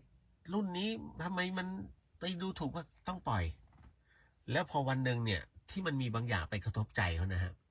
มันมี2 อย่างฮะไม่ตายหมายถึงว่าไม่ฆ่าตัวตายเขาก็หาที่พึ่งซึ่งตรงนี้แหละเขาจะเข้าใจมันต้องวัดสมัยนี้มันวัดกันแบบนี้จริงๆนะฮะ2 อย่างไม่อยู่กับถ้ามีรอดกับไม่รอดแค่นั้นพร้อมแล้วนะมากันแล้วนะฮะคุณผู้ฟังครับ คุณกำลังฟังสถานีวิทยุ FM 104.50 เมกะเฮิรตซ์สถานีวิทยุเพื่อการศึกษาพระพุทธศาสนาและวัฒนธรรมนะออกอากาศนะครับเดอะเฮียนเนี่ยที่วัดฝายหินหลังมหาวิทยาลัยเชียงใหม่ก็ดำเนินรายการคนเดิมนะพี่เลียวนะดีเจเลียวเดอะเฮียนนะพุทธิสิทธิ์รัตนสมบูรณ์นะฮะแล้วก็สามารถที่จะพูดคุยแล้วก็สอบถามหรือว่าขึ้นมาคุยเรื่องงานพระศาสนาหรือว่าในเรื่องของปัญหาชีวิตได้โดยใช้หลักธรรมนะเข้ามาช่วยพระพุทธเจ้าท่านไม่เคยโกหกและศาสนาพุทธเป็นศาสนาที่ให้ทุกท่านได้ทดลองครับนะมิใช่ให้มาเหยียดหยามดังนั้นเนี่ยเราไม่เกี่ยงนะว่าท่านมีปัญหาแบบไหนแต่ขอให้ขึ้นมาคุยและได้ลองฝึกปฏิบัติดูก่อนแค่นั้นไม่ชอบไม่เป็นไรไม่ว่ากันไม่เสียหายฮะพร้อมนะครับต่อไปก็จะมาเข้าสู่ในช่วงของการทำอโหสิกรรมนั่งประจำที่เด้อนะฮะขออนุญาตนะครับต่อไปนี้ก็ขอไม่เคลื่อนไหวไม่ใช่ไม่ลุกไปไหนดีกว่าเดี๋ยวขออนุญาตนิดนึงมันนานขออนุญาตชามะนาวนิดนึงครับ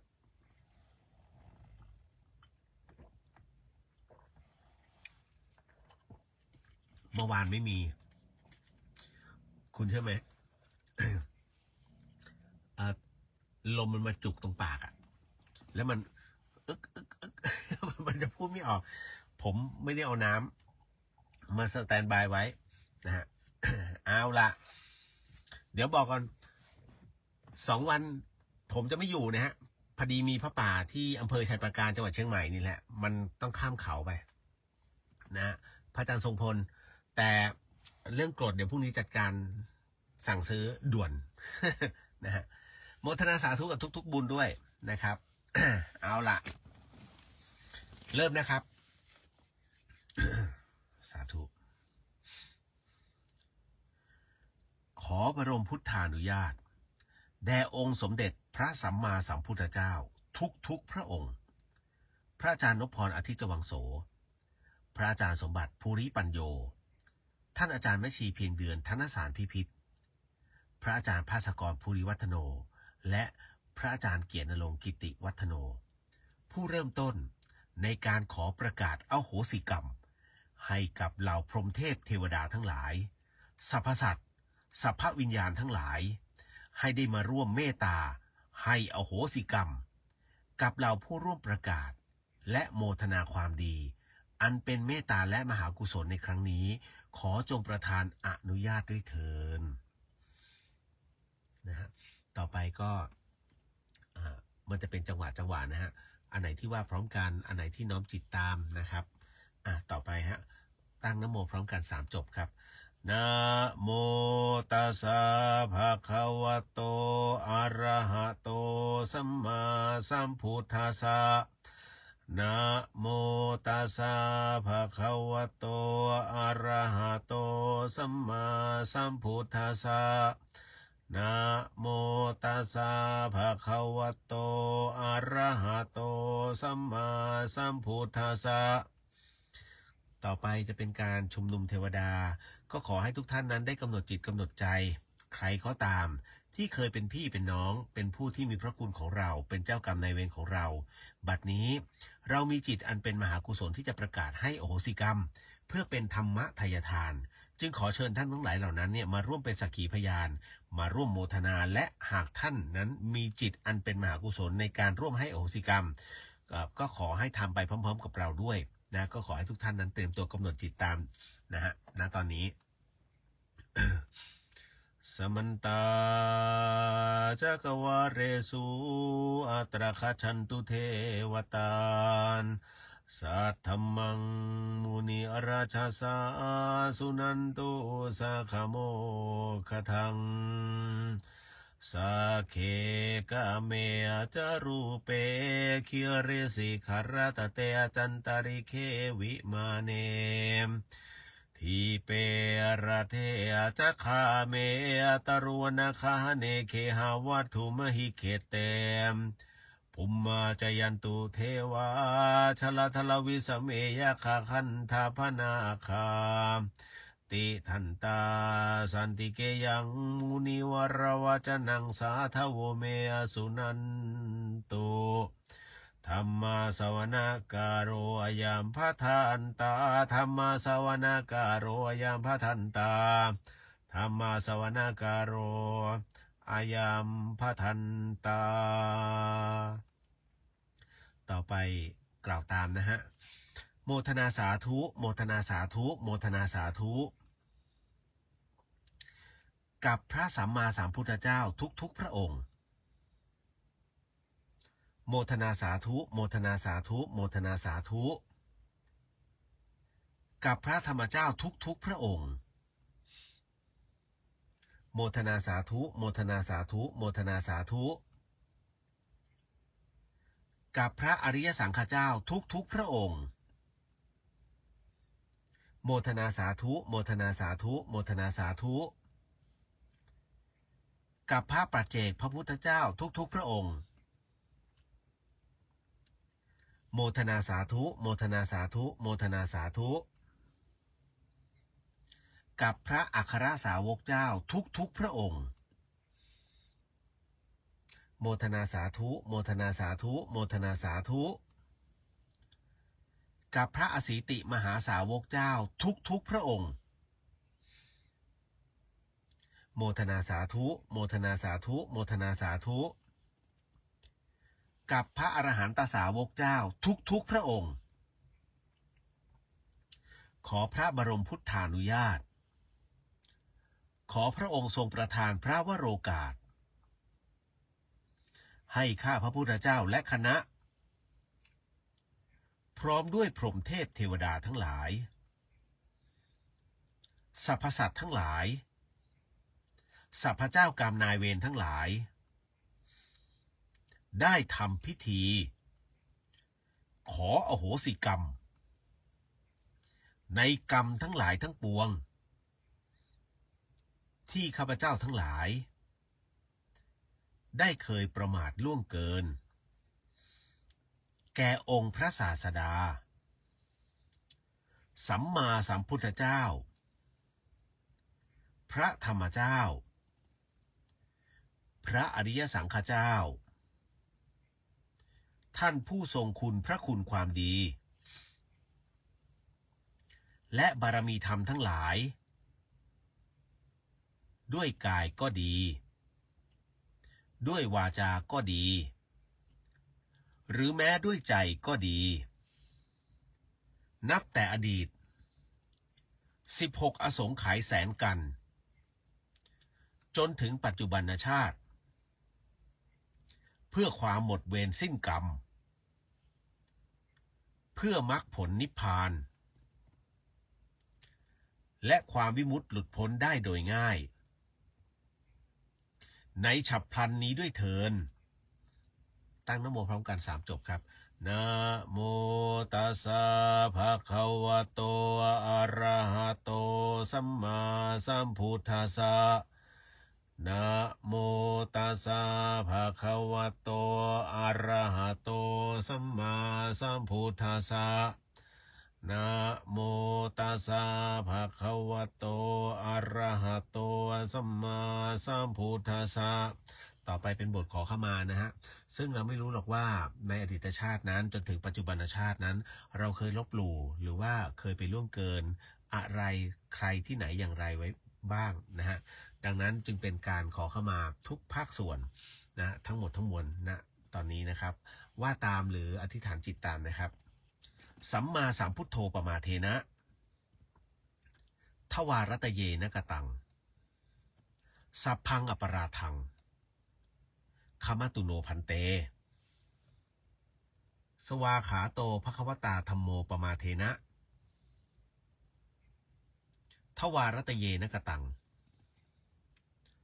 สัพพังอปราทังขมตุโนพันเต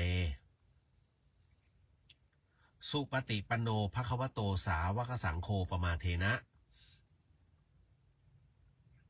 ทวารตเยนะกตังสัพพังอปราทัง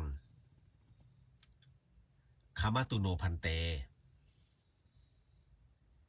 รัตนตเยประมาเทนะ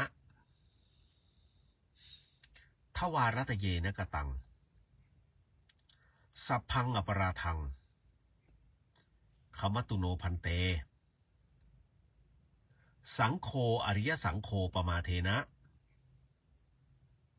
ทวารตเยนะกตังสัพพังอปราทังขมัตตุโนพันเตเถเรมหาเถเรปมาเทนะทวารตเยนะกตังสัพพังอปราทังขมัตตุโนพันเตทานบารมีทานอุปบารมีทานปรมัตถบารมีศีลบารมีศีลอุปบารมีศีลปรมัตถบารมีเนคขมมะบารมีเนคขมมะอุปบารมีเนคขมมะปรมัตถบารมีปัญญาบารมีปัญญาอุปบารมีปัญญาปรมัตถบารมีวิริยะบารมีวิริยะอุปบารมีวิริยะปรมัตถบารมีขันติบารมีขันติอุปบารมีขันติปรมัตถบารมีสัจจะบารมีสัจจะอุปบารมีสัจจะปรมัตถบารมีอธิษฐานบารมีอธิษฐานอุปบารมีอธิษฐานปรมัตถบารมีเมตตาบารมีเมตตาอุปบารมีเมตตาปรมัตถบารมีอุเบกขาบารมีอุเบกขาอุปบารมีอุเบกขาปรมัตถบารมีญาณสัมปันโนปมาเทนะทวารตเยนะกตังสัพพังอปราทังขมัตตุโนพันเตญาณวิมุตติบารมีญาณวิมุตติอุปบารมีญาณวิมุตติปรมัตถบารมีญาณสัมปันโนปมาเทนะทวารตเยนะกตังสัพพังอปราทังขมัตตุโนพันเตมรรคผลนิพพานบารมีมรรคผลนิพพานอุปบารมีมรรคผลนิพพานปรมัตถบารมีญาณสัมปันโนปมาเทนะทวารตเยนะกตังสัพพังอปราทังขมัตตุโนพันเตคุรุอาจาริเยปมาเทนะทวารตเยนะกตังสัพพังอปราทังขมัตตุโนพันเตมาตาปิตเรปมาเทนะทวารตเยนะกตังสัพพังอปราทังขมัตตุโนพันเตโมทนาสาธุโมทนาสาธุโมทนาสาธุต่อไปนะครับ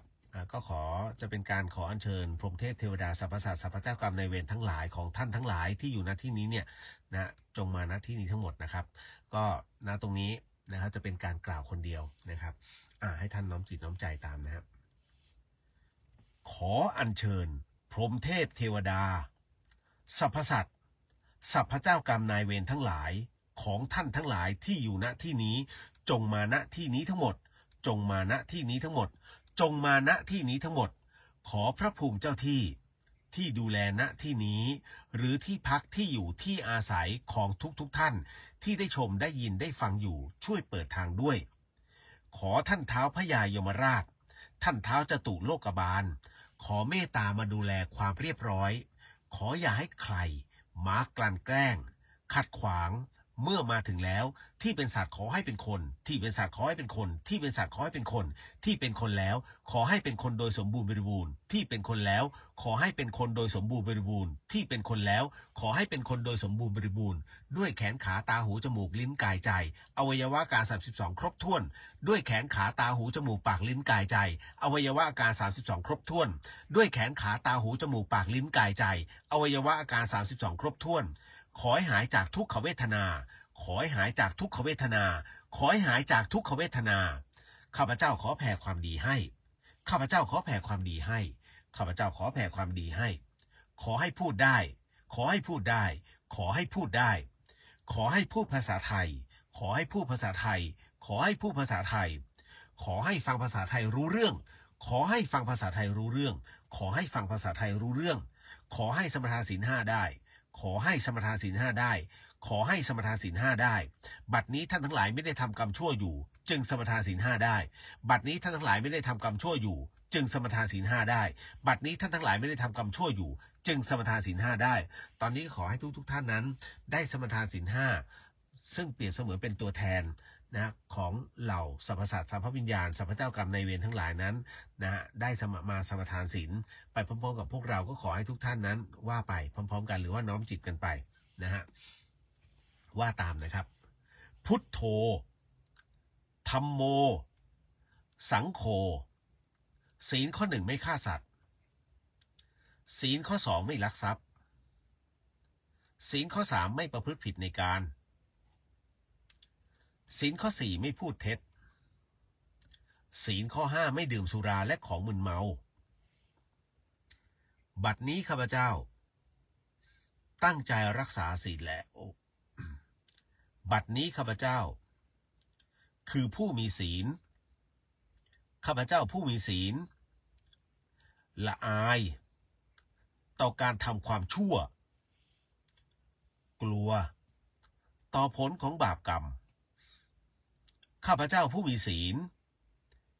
มีหิริโอตปะมีกายเป็นมนุษย์มีใจเป็นเทวดาเป็นมนุษย์เทโวผู้เข้าถึงความเป็นสหายกับเหล่าเทวดาทั้งหลายณบัดนี้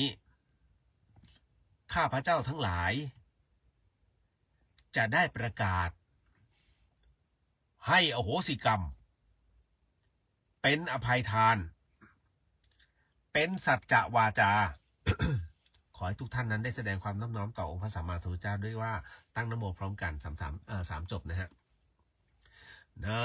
โมตัสสะภะคะวะโตอะระหะโตสัมมาสัมพุทธัสสะนะโมตัสสะภะคะวะโตอะระหะโตสัมมาสัมพุทธัสสะนะโมตัสสะภะคะวะโตอะระหะโตสัมมาสัมพุทธัสสะต่อไปขอให้ทุกท่านนั้นว่าตามหรือว่ากำหนดจิตตามนะครับอันนี้ห้ามขยับเลยนะฮะยาวเลยข้าพระพุทธเจ้าทั้งหลายขออาราธนาพระสัมมาสัมพุทธเจ้าพระธรรมเจ้าพระอริยสังฆเจ้าพระปัจเจกพุทธเจ้าพระอสีติมหาสาวกเจ้าพระอรหันตสาวกเจ้าทุกพระองค์ท่านท้าวพญายมราชท่านท้าวจตุโลกบาลพระสยามเทวาธิราชและคณะทุกพระองค์ขอจงโปรดเมตตากรุณาเสด็จมาเป็นสักขีพยานและร่วมโมทนาในการให้อโหสิกรรมแก่กันและกันและแก่ผู้ที่เคยล่วงเกินต่อข้าพระพุทธเจ้ามาแล้วทั้งหลายทั้งปวงในทุกกับทุกกันทุกอสงไขยจนถึงปัจจุบันชาติ ข้าพระพุทธเจ้าทั้งหลายขอประกาศให้อโหสิกรรมแก่ตัวข้าพเจ้าเองตลอดจนถึงพ่อแม่พี่น้องปู่ย่าตายายลุงป้าน้าอาบุตรธิดาภรรยาสามีลูกหลานเหลนทั้งหลายญาติมิตรสหายทั้งหลายหมู่คณะผู้ร่วมงานทั้งหลายเจ้านายลูกน้องทั้งหลายคู่แข่งคู่ค้าคู่รักคู่แค้นคู่บุญคู่กรรมทั้งหลายครูบาอาจารย์ทั้งหลายอุปชฌาย์อาจารย์ทั้งหลายตลอดจนพรหมเทพเทวดามนุษย์สรรพสัตว์สรรพวิญญาณสรรพเจ้ากรรมนายเวรทั้งหลายทั้งปวงทุกท่านทุกพระองค์ที่เคยเข็นฆ่าทำร้ายรังแกปล้นจี้ลักขโมยเบียดบังยักยอกข่มขืนผิดประเวณีโกหกหลอกลวงต้มตุ๋นคดโกงตระบัดสัตว์หักหลังทรยศอักตันยูเสียดสีด่าว่าบังคับฝืนใจให้กินเหล้าเมายาทั้งแก่ตัวข้าพเจ้าเองหรือแม้ในบุคคลและสิ่งที่ข้าพเจ้ารักหวงแหนไม่ว่าชาตินี้ภพนี้หรือในภพชาติใดๆก็ตามในทุกกับทุกกันทุกอสงไขยเจตนาหรือไม่เจตนาต่อหน้าลับหลังรู้ไม่รู้อันเป็นเหตุให้ข้าพเจ้าทั้งหลายทุกกายก็ดีทุกใจก็ดีข้าพเจ้าขออโหสิกรรมและให้อโหสิกรรมแก่ท่านทั้งหลายทั้งปวงจนหมดสิ้นตั้งแต่บัดนี้ตราบเข้าสู่พระนิพพานการอาฆาตพยาบาทสาปแช่งจองเวรจองกรรมใดๆที่ข้าพเจ้าได้เคยประกาศไว้หรือผูกใจเก็บไว้ในชาตินี้ภพนี้หรือในภพชาติใดๆก็ตามข้าพเจ้าขอให้อโหสิกรรมยกเลิกให้เป็นโมฆะทั้งสิ้นเพื่อให้หมดเวรสิ้นกรรมต่อกันและกันนับแต่บัดนี้ตราบจนถึงพระนิพพานขอให้เราท่านทั้งหลายที่อยู่พร้อมหน้ากันในที่นี้ตลอดจนพ่อซื้อแม่ซื้อพ่อเกิดแม่เกิดพรหมเทพเทวดาที่ปกปักรักษาข้าพเจ้าทั้งหลายจงทราบว่าบัดนี้ข้าพเจ้าทั้งหลายได้ให้อโหสิกรรมแก่กันและกันแล้วและจะไม่เอาการกระทำทั้งหลายในอดีตมาเป็นเหตุทำร้าย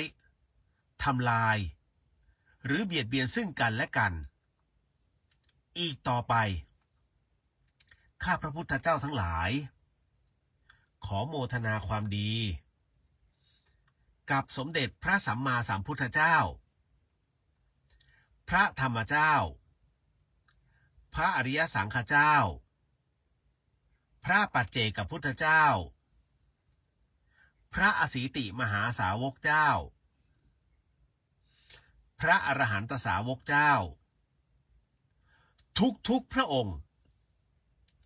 ท่านท้าวพระยายมราชท่านท้าวจตุโลกบาลพระสยามเทวาธิราชและคณะทุกพระองค์ที่โปรดเมตตากรุณาเสด็จมาเป็นสักขีพยานในการให้อโหสิกรรมของข้าพระพุทธเจ้าทั้งหลายโมทนาสาธุโมทนาสาธุโมทนาสาธุด้วยอานิสงส์แห่งการให้อโหสิกรรมนี้ขอให้เจ้ากรรมนายเวรทั้งหลายทั้งปวงของข้าพเจ้าจงกรุณาให้อโหสิกรรมแก่ข้าพระพุทธเจ้าโดยง่ายเทินโมทนาสาธุโมทนาสาธุโมทนาสาธุขอให้กรรมทั้งหลายทั้งปวงจงเป็นอโหสิขอให้กรรมทั้งหลายทั้งปวงจงเป็นอโหสิขอให้กรรมทั้งหลายทั้งปวงจงเป็นอโหสิขอให้วิบากกรรมชั่วและโรคภัยทั้งหลายทั้งปวงจงยุติการส่งผล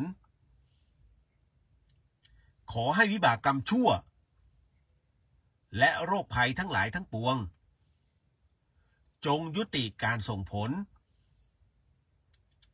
ขอให้วิบากกรรมชั่วและโรคภัยทั้งหลายทั้งปวงจงยุติการส่งผลขอให้วิบากกรรมดีทั้งหลายทั้งปวงจงส่งผลสำเร็จขอให้วิบากกรรมดีทั้งหลายทั้งปวงจงส่งผลสำเร็จขอให้วิบากกรรมดีทั้งหลายทั้งปวงจงส่งผลสำเร็จโมทนาสาธุโมทนาสาธุโมทนาสาธุขอให้ข้าพเจ้าพร้อมด้วยพรหมเทพเทวดาสรรพสัตว์สรรพวิญญาณสรรพเจ้ากรรมนายเวรทั้งหลายทั้งปวงจงสำเร็จมรรคผลนิพพานในชาติปัจจุบันโดยเร็วพลันเทินให้อโหสิให้อโหสิให้อโหสิขอโหสิขอโหสิขอโหสิให้อโหสิให้อโหสิให้อโหสิขอโหสิขอโหสิขอโหสิให้อโหสิให้อโหสิให้อโหสิสาธุสาธุสาธุอนุโมทามิในตอนนี้ก็ขอให้ทุกท่านนั้นได้หันไปโมทนาขอโหสิกรรมซึ่งกันและกันนะฮะเต็มใจให้ด้วยนะสุดจิตสุดใจนะฮะอย่ามีข้อแม้เนาะผมก็เช่นกันก็ขออนุญาตนะขอโหสิแล้วก็ให้โหสิกับทุกท่านที่อยู่ในออนไลน์ด้วยนะฮะแล้วก็ขอโหสิแล้วก็ให้โหสิกับทุกท่านที่อยู่ทางบ้าน FM 104.50 เมกะเฮิรตซ์นะก็ขอโหสินะครับนะตรงนี้คือล้างหน้ากระดานกันใหม่หมดเลยนะขอโหสิแล้วก็ให้โหสินะครับนะเอาละ เดี๋ยวขออนุญาตนะฮะเดี๋ยวให้โหสิกันไปก่อนนะครับณตรงนี้ขออนุญาตขออัญเชิญเทวดาแป๊บหนึ่งนะฮะขอเชิญกลับหน่อยฮะ ทุกขปัตตาจนิทุกขพยาปัตตาจนิพยาโสกปัตตาจนิโสกาโหนตุสัพเพปิปานิโนเอตาวตาจามเหหิสัมภตังบุญจะสัมปตังสัพเพเทวานุโมทันตุสัพพสัมปัตติสิทธิยาทานังทาทันตุสัทธายาสีรังรักขันตุสัพพทาภาวนาภิรตาโหนตุขาฉันตุเทวตาคตา สัพเพพุทธาภลปัตตาปัจเจกานังจะยังพระลังอรหันตานังปัจเจเทนะรักขังพันธามิสัพพะโสสาธุสาธุสาธุนะก็ขอโหสิให้โหสิกันนะต่อไปลานะฮะท่านใดที่ศีล 8เมื่อกี้เดี๋ยวลาศีล 5ก่อนเนาะนะสาธุสาธุว่าตามเด้อพุทโธธัมโมสังโฆศีลข้อ 1ไม่ฆ่าสัตว์ศีลข้อ 2ไม่ลักทรัพย์ศีลข้อ 3ไม่ประพฤติผิดในกามศีลข้อ 4ไม่พูดเท็จศีลข้อ 5ไม่ดื่มสุราและของมึนเมาบัดนี้ข้าพเจ้าตั้งใจรักษาศีลแล้วบัดนี้ข้าพเจ้าคือผู้มีศีลด้วยอำนาจแห่งเบญจศีลที่ข้าพเจ้าได้สมาทานนี้แล้วขอให้อำนาจของเบญจศีลส่งผลให้ข้าพเจ้าและครอบครัวของข้าพเจ้าได้มีความสุขสงบสดชื่นร่มเย็นตลอดไปเทินสาธุสาธุสาธุเอาละตอนนี้กลับมาเป็นศีล 5แล้วนะฮะ เดี๋ยวบางคนศีล 8ศีล 8นะศีล 8ก็ไม่เป็นไรนะฮะดีซะอีกนะฮะศีลพรหมจรรย์นะครับแต่บางคนอดไม่ได้วิกาละโภชนา โมทนาสาธุนะครับกับทุกท่านด้วยนะฮะก็เสร็จสิ้นนะตรงนี้เนาะนะฮะ อันนี้มันไม่ขึ้นแล้วเนาะนะสัญญาณมันนะมันหมุนใช่ไหมฮะต้องขอโอโหสิด้วยเช่นกันนะครับ ปอมแปมต้องเข้าพุทธิสิทธิ์เนาะอันนี้ นะฮะนิดนึงจริงๆอยากเล่าเรื่องผีเดี๋ยวกันแป๊บหนึ่ง เป็นเรื่องผีที่ผมอยากจะตำหนิเขามากเหลือเกินนะฮะมันมีอะไรหลายอย่างพอสมควรเอาละครับเดี๋ยวขออนุญาตไป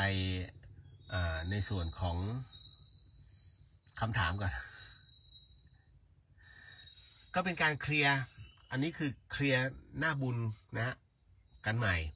นะใครที่ทำอะไรผิดพลาดเอาไว้เริ่มใหม่คือมันจะเป็นอย่างนี้ทุกเดือนเราไม่รู้หรอกว่าเราไปพลาดอะไรตรงไหนอย่างน้อยก็ได้ขอโหสินะฮะเป็นที่เรียบร้อยนะครับเรามีจิตอันบริสุทธิ์ในการขอโหสิเขาถ้าไม่อยากให้โหสิกรรมเป็นกรรมที่มันติดเขาไม่ได้ติดเราดังนั้นno สน no care ดีที่สุดนะฮะแต่เราให้เนาะเอาละครับต่อมา มีน้องถามมาฮะว่านั่งสมาธิแล้วเห็นดวงไฟสว่างจ้าเลยเนี่ยเราควรจะทำยังไงต่อไป เห็นดวงไฟเลยเหรอน้องนะฮะแล้วบางทีได้ยินเสียงคนคุยกันบ้างสวดมนต์กันบ้างมันคืออะไรคะท่านใดที่ประสบพบเจอเรื่องราวแบบนี้ไหมคือจริงๆเนี่ยผมจะบอกว่ามันเป็นอาการของคนที่เข้าสมาธิไปแล้วนะฮะแล้วกำลังเดินสมาธิอย่างต่อเนื่อง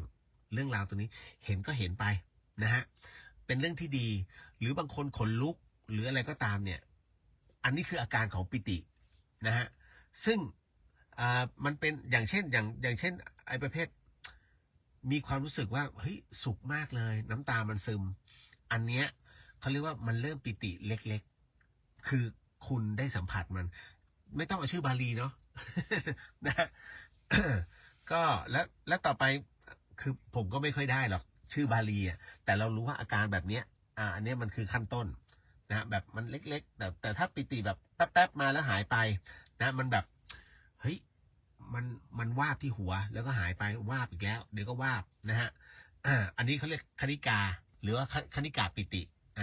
ผมจะจำอย่างกลางเนี่ยพวกคณิกะสมาธิอะไรพวกนี้อันนี้คือคณิกาปิตินะฮะและต่อมาก็คือมันเป็น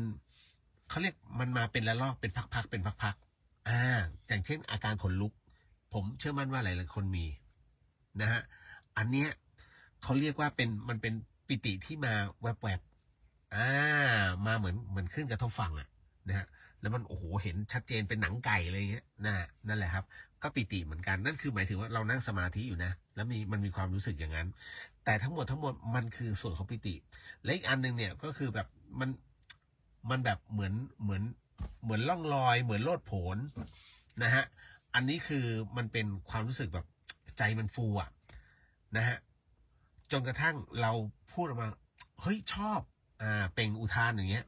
นะฮะหรือว่าเรารู้สึกว่าเฮ้ยมันเบามันลอยในอากาศอันเนี้ยเขาเรียกว่าปุเพอุเพคาปิติก็คือที่มันเป็นปิติที่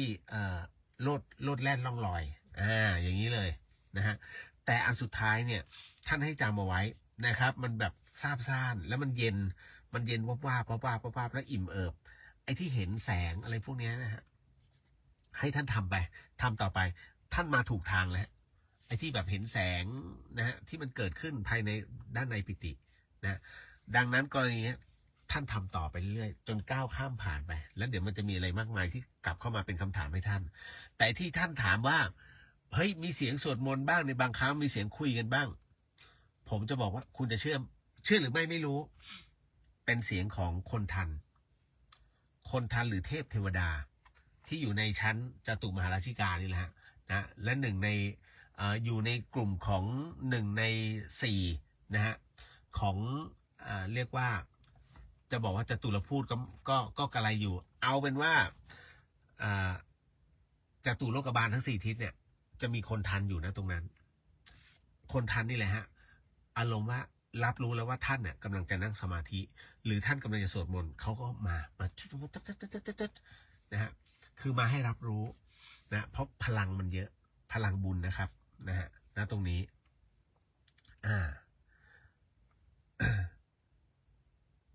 น้องบอกเรื่องแปลกใหม่พี่เลียวเห็นผีไม่ได้แปลกใหม่ฮะคือจะบอกว่าผมเห็นผีเลยผมใช้คำว่าบางทีมันเป็นกลุ่มควันที่เห็นนั้นเป็นกลุ่มควันซะส่วนใหญ่แล้วก็เห็นเป็นร่างมีบ้างในขณะขับรถแต่มันก็ไม่ใช่เพ้อเจ้ออันนี้เขาเรียกบ้าคือเรารับรู้ว่ามาจนชินแล้วนะฮะมันมีจริงไหมผมเคยเชื่อว่ามันไม่มีจริงพี่เดียวเนี่ยซึ่งผมก็ไม่มีอะไรนะ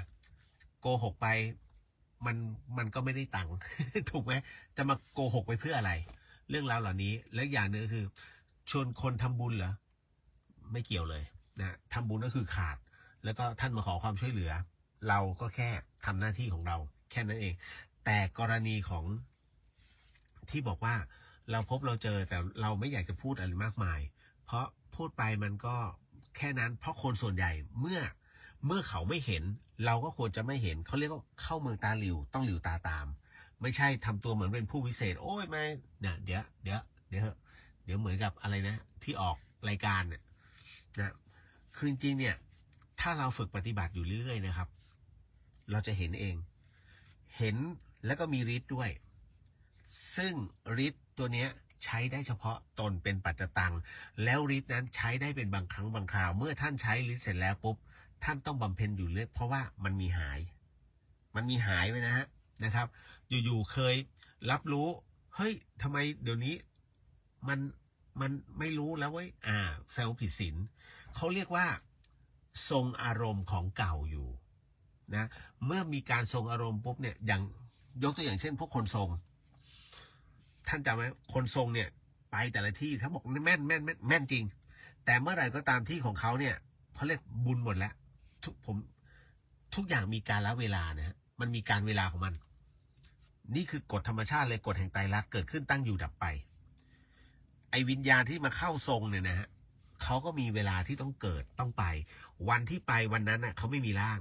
แต่ร่างเนี่ยเขาเรียกมันจดจำอารมณ์เนี่ยอารมณ์ของการทรงมันก็ไปของมันเรื่อยๆถูกบ้างผิดบ้างแต่พูดกว้างๆเอาไว้นี่ฮะนี่คือการทรงอารมณ์ของเดิมซึ่งมันมีมั่งไม่มีมั่งนะฮะอันนี้เลยต้องบอกให้ทราบก่อนนะฮะ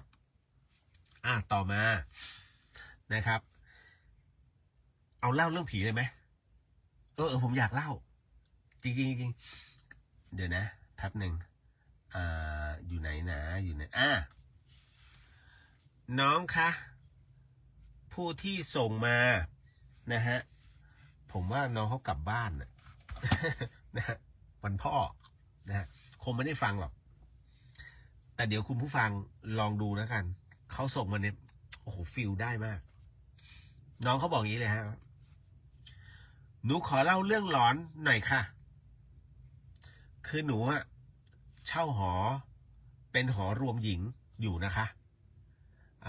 ก็ต้องบอกว่ามันมีอยู่ครั้งหนึ่งหนูก็เรียนแล้วกลับมาที่หอแต่วันนั้นเนี่ยคุณป้าที่เฝ้าหอแกเล่าให้ฟังว่ามันมีผู้เช่าที่อยู่ชั้น2ติดห้องน้ำรวมเนี่ยแกไปผูกคอตายที่บ้านแล้วพ่อแม่ของเขานะฮะก็ติดต่อมาทางเนี่ยหอพักเนี่ยเพื่อจะมาเก็บของนะในวันพรุ่งนี้แล้วนะแล้วคราวเนี้ยหนูก็ฟังแล้วก็เก็บไปคิดเลยเฮ้ยมันชั้นเราด้วยแล้วอีกอย่างหนึ่งห้องน้ำมันเป็นห้องน้ำมันมีทั้งในตัวแล้วก็ห้องน้ำรวมแล้วคราวนี้น้องเขาบอกปรากฏว่าไอ้คืนนั้นฝนมันตกหนักมากนะฮะแล้วไฟดับไฟดับเลยแล้วตัวเองก็ยังไม่ได้อาบน้ำแล้วทำไงคือผู้หญิงคือบางคนก็หมักหมมได้คือกูไม่อาบน้ำก็ได้แต่น้องคนนี้ไม่ได้เขาต้องอาบน้ำนะฮะเดี๋ยวก่อนผมบอกสิ่งที่ผมเล่าอยู่เนี่ยฟังหูไว้หูใช้วิจารณญาณนะฮะในการรับฟังเรื่องราวประเภทนี้ข้อสำคัญไม่ต้องฟังเป็นนิยายนะฟังกันไปเลยนะฮะเพราะเรื่องนี้นะฮะต่อน้องเขาบอกว่าฝนมันก็ตกแล้วไฟมันดับพอไฟดับเนี่ยน้องเขาต้องอาบน้ำไงนะฮะก็เลยคือต้องบอกว่าไอ้ในห้องน้ำเนี่ยมันมีน้ำอุ่นในห้องน้ำแต่มันใช้ไม่ได้เพราะไฟมันดับแต่ไอ้ห้องน้ำกลางเนี่ยนะฮะมันใช้แก๊สดังนั้นยังไงก็ติดนะฮะน้องเขาบอกว่าทุกคนก็ไปเข้าแถวเพื่อที่จะไปอาบไอ้น้ำอุ่นเนี่ยนะฮะแล้วน้องเขาบอกว่าหนูขี้เกียจไปเบียดกับชาวบ้านขอเลยเป็นคนสุดท้ายขอเลยนะแล้วต้องบอกว่าตรงนั้นมันมีด้วยกัน2 ห้องนะครับเสร็จปุ๊บก็ปรากฏว่าพอน้องก็จะเข้าคือทุกคนเนี่ยจะมาเข้าที่ห้องน้องเพราะเขาก็บอกเขาหาเหตุผลไม่ได้ว่าทำไมอีกห้องนึงมันไม่ยอมเปิดนะฮะคือพอเสร็จปุ๊บเนี่ยก็ปรากฏว่าเขาก็อาบจนกระทั่งเป็นคิวสุดท้ายของน้องบอกคราวนี้หนูเป็นคนสุดท้ายเลยนะพี่เหลียวตอนนั้นบอกได้เลยว่ามันเป็นช่วงราวๆ5 ทุ่มก็คือราวๆนี้นะฮะน้องบอกว่าตอนนั้นมันเป็นช่วงเวลา5 ทุ่มค่ะหนูก็เข้าห้องน้ำกำลังจะอาบน้ำเลยก็ดันได้ยินเสียงคนร้องไห้แบบเรียกว่าสะอึกสะอื้นและภาพมันปรากฏในหัวหนูเลยว่าเฮ้ยเมื่อเย็นเนี้ยนะฮะเมื่อช่วงเย็นเนี้ยป้าแกก็บอกเฮ้ยไอพี่ห้องข้างๆมันผูกคอตายที่บ้านโอ้ภาพมาน่ากลัวเลยนะหนูก็คือฝืนอาบน้ำเลยนะน้องก็บอกหนูก็ฝืนอาบน้ำเลยกำลังตักน้ำอาบเสร็จปุ๊บเนี่ยขออภัยไม่เป็นน้ำอุ่นนะไม่ใช่น้ำตักก็กำลังอาบน้ำอะไรเสร็จปุ๊บเนี่ยก็สระผมพอสระผมเสร็จน้องเขาบอกอย่างนี้ว่าอะไรนะจนหนูสระผมต่อด้วยการนวดผมต่อด้วยการนวดผมไอเราก็ไม่รู้หรอกว่าผู้หญิงเวลานวดผมเขานวดกันยังไงแต่น้องเขาบอกว่าไอตอนนั้นเวลานวดมันต้องเงยหน้าเฮ้ยนวดผมมันต้องเงยหน้าผู้หญิงเขาไม่ได้ก้มเหรออันนี้ไม่รู้นะฮะแต่น้องเขาบอกว่าตอนนวดผมหนูต้องเงยหน้าพี่เลียวปรากฏว่าคือมันต้องเงยหน้าเพื่อจะยีหัวเงยหน้าหรือว่ายีหัวนะและปรากฏว่าพอเขาเงยหน้านะฮะในขณะนั้นเองเนี่ยซึ่งในห้องน้ำเนี่ยเขาต้องใช้ไฟจากโทรศัพท์ใครโทรศัพท์มันนะไฟไอแสงไฟเนี่ยนะฮะเพราะไฟมันดับไงนะฮะน้องเขาบอกไอตอนที่เงยหน้าเนี่ย ปรากฏว่าสิ่งที่ทำให้น้องเขาช็อกเลยมันมีผู้หญิงฮะเป็นภาพผู้หญิงนะฮะผมยาวมากแล้วห้อยย้อยลงมานะกำลังห้อยหัวลงมาหาเธอพร้อมกับมันมีน้ำอ่ะน้องเขาบอกเลยมันเป็นเลือดนะพี่เลียวมันเป็นเลือดมันหยดลงมาติ๋งติ๋งเขากำลังจะคนกำลังจะนวดอ่ะถูกไหมเท่านั้นเลยฮะโอ้ขนลุกเลยเล่าไปขนลุกเลยนะปรากฏว่าพอน้องเขาเห็นเนี่ยคือหน้ามันคือหน้าเขามาใกล้แล้วไงแล้วผมมันก็ย้อยลงมาแล้วมีเหมือนเลือดอะหยดติ้งติ้งติ้งติ้งเท่านั้นแหละน้องบอกว่าหนูร้องกรี๊ดลั่นเลยลั่นมากๆจากนั้นมันมีเสียงหนึ่งมันดังขึ้นมาค่ะพี่เลียวเสียงนั้นมันบอกว่ามึงจะร้องทำไมกูมาขอน้ำล้างหัวหน่อยกูย้อมหัว แล้วน้ำฝั่งกูมันไม่ไหลนะกูเลยต้องปีนมาขอน้ำห้องมึงล้างหน่อยนะแล้วบอกอีห่านร้องซะกูตกใจหนูก็เลยบอกว่าหนูที่ควรจะตกใจนี่เลยค่ะเรื่องที่น่าสะพรึงที่เกิดขึ้นที่หอหนู เข้าใจใช่ไหมฮะนะฮะน้องเขาเล่ามาหน้าตบ นะโอ้โหคือมันย้อยลงมาอย่างเงี้ยนะจริงๆไอ้ที่หยดเนี่ยน้องบอกมันไม่ใช่เลือดมันคือไอยาย้อมผม ของเขาที่มันหยดลงมานะฮะโอ้ยนะเห็นไหมนี่คือจินตนาการผมถึงได้บอกว่าเวลาเรื่องหลอนมันมาอย่างเงี้ยท่านได้อะไรจากเรื่องหลอน เรื่องผีเนี่ยแต่นี่มันได้สนุกตรงที่มันหักมุกผมว่าโอเคเดี๋ยวเอามาเล่าเดี๋ยวพี่เอามาเล่า นะฮะแต่ถ้าเอากันจริงๆเนี่ยมันเป็นเรื่องที่บางทีมันเหนือความคาดหมายนะฮะแล้วก็มันหาประโยชน์ไม่ได้ในเรื่องของเนี้ยเฮ้ยอยู่ๆผีมันปรากฏตัวนอกจากความกลัวที่จะทำให้ทุกคนเกิดเป็นทวีคูณเข้าเนี่ยเรื่องราวของจิตวิญญาณผมถึงได้บอกว่าคำว่าผีเนี่ยมันคือคนละภพภูมิแล้วการกลายเป็นผีเป็นวิญญาณเนี่ยแสดงว่าบุญเนี่ยของเขาน้อยกว่าเรานะนั่นหมายถึงอะไรถ้าตามหลักสามภพภูมิเนี่ยมนุษย์อยู่ตรงกลางเดรัจฉานอสุรกายนะฮะเดี๋ยวนะมันจะมีเปรตเดรัจฉานอสุรกาย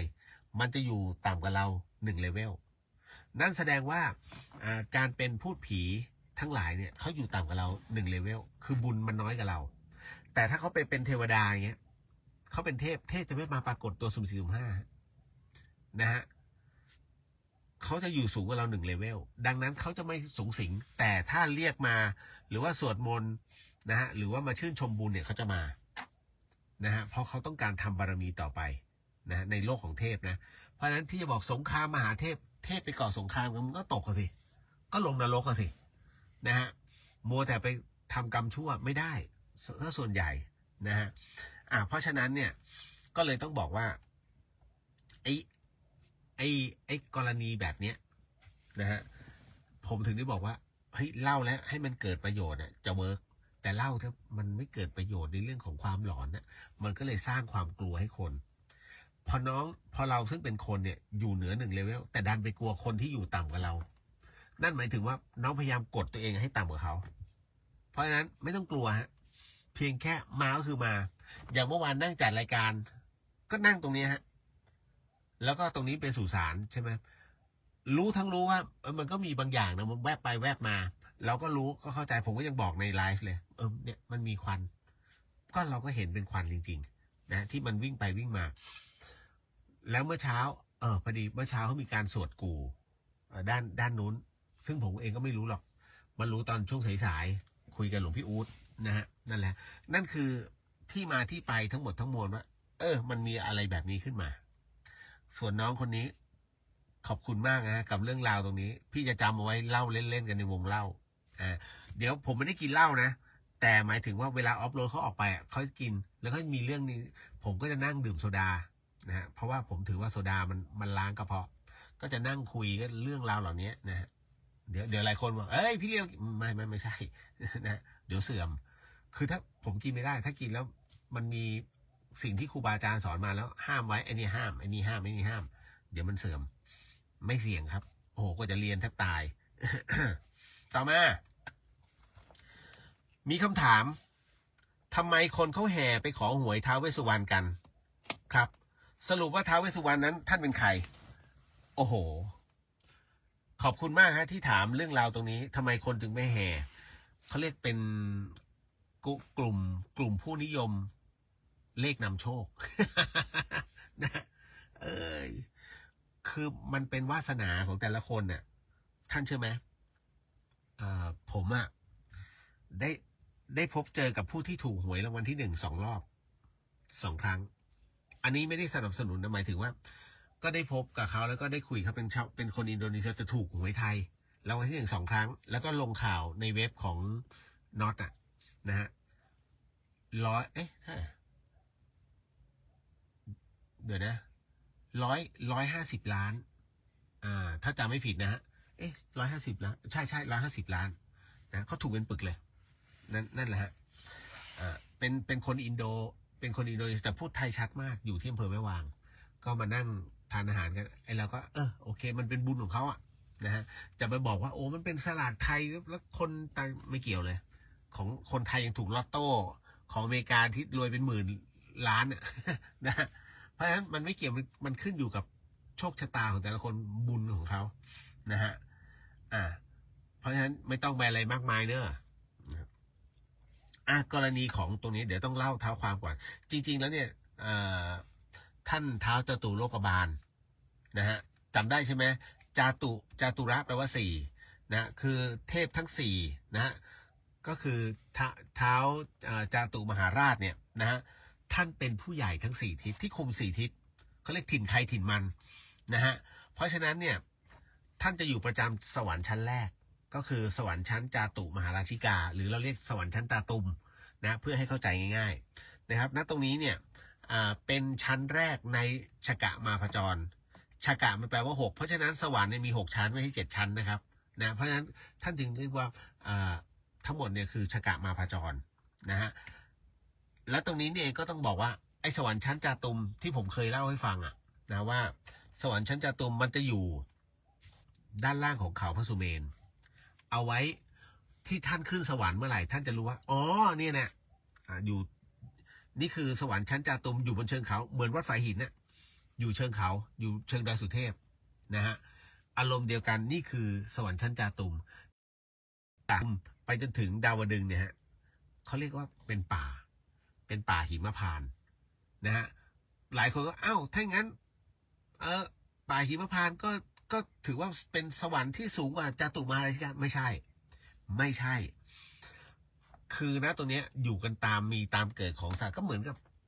อันเนี้ยมันไม่ใช่สิ่งที่ผู้บำเพ็ญอาศัยอยู่นะฮะสัตว์ก็คือสัตว์นั่นคือป่าหิมพานต์ก็จะมีอะไรที่เป็นทิพย์มากกว่าในโลกมนุษย์ก็แค่นั้นเองนะฮะอันนี้ก็เล่าสู่กันฟังก่อนแต่คราวนี้ก็ต้องบอกว่าท่านท้าวเวสสุวรรณเนี่ยนะถือว่าท่านอยู่ในกลุ่มของทั้งเจ้าแห่ง4 ทิศนะครับโดยทั้งหมดอย่างเช่นอย่างคนทันนะอย่างเมื่อกี้ที่ผมบอกเรื่องคนทันเนี่ยผู้ที่ปกครองคือท่านท้าวทศรถนะจะปกครองคนทันก็จะเป็นประเภทไหนใครที่ชอบเล่นดนตรีสันทนาการพวกศิลปะคีตะนะฮะทั้งหมดทั้งมวลเนี่ยทั้งศิลปะด้วยนะหัตถศิลป์หรืออะไรก็แล้วแต่ที่เป็นงานศิลปะความคิดสร้างสรรค์เนี่ยตายปุ๊บท่านจะอยู่ในกลุ่มนี้ฮะกลุ่มคนทันนะนักร้องนักดนตรีอยู่ในกลุ่มคนทันหมดนะฮะทั้งหมดทั้งมวลต่อมาเนี่ยทิศใต้ก็คือกลุ่มพันเนี่ยจะมีท่านท้าววิรุหกนะครับเป็นผู้ที่ปกครองอยู่นะครับและจากนั้นถ้าเป็นพวกวิรูปักษ์นะก็เป็นประเภทพวกนาคในที่นี้เนี่ยต้องบอกว่านาคเนี่ยมันเป็นวงนะฮะวงนาคเนี่ยจะมีทั้งที่อยู่ในดินนะฮะคือพยายามบำเพ็ญอยู่ในโลกมนุษย์คือให้โชคให้ลาภและอยู่บนสวรรค์ชั้นจาตุมนะครับนาคนั้นสามารถเป็นเทพได้แต่นิพพานไม่ได้นะบำเพ็ญไม่ได้บวชไม่ได้ เพราะเป็นเดรัจฉานดังนั้นกรณีของนาคเนี่ยนาคสีทองนะครับ ก็จะอยู่ในส่วนของตรงนี้คือเป็นผู้ให้โชคให้ลาภเป็นโภคทรัพย์แต่เด็ดกว่านั้นคือท้าวเวสสุวรรณท้าวเวสสุวรรณเนี่ยนอกจากจะให้โชคให้ลาภแล้วเนี่ยท่านยังเป็นเจ้าแห่งวิญญาณดังนั้นอะไรก็ตามที่มีเหตุว่าสงสัยว่าเฮ้ยผีเข้าหรือบ้านเราถูกลาวีให้ท่านไปหายันท้าวเวสสุวรรณปิดปังนะฮะก็ทั้งหมดทั้งมวลนะฮะที่เล่าสู่กันฟังเนี่ยนะให้พิจารณาด้วยระบบปัญญาของเราด้วยนะไม่ใช่ฟังอย่างเดียวแล้วเพลินไว้ไม่ต้องอย่าเป็นอย่างนั้นนะฮะต่อมาเห็นไหมเริ่มมาเลยใช่ไหมเดี๋ยวมันจะมีเรื่องราวที่ผมต้องบอกว่ามีเรื่องความรักแล้วก็มีเรื่องกันแหนเข้ามาด้วยนะครับ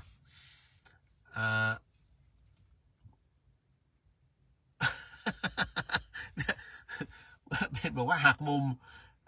แต่ตอนเจอคงช็อกอะค่ะนะครับมันก็ประมาณนั้นนะ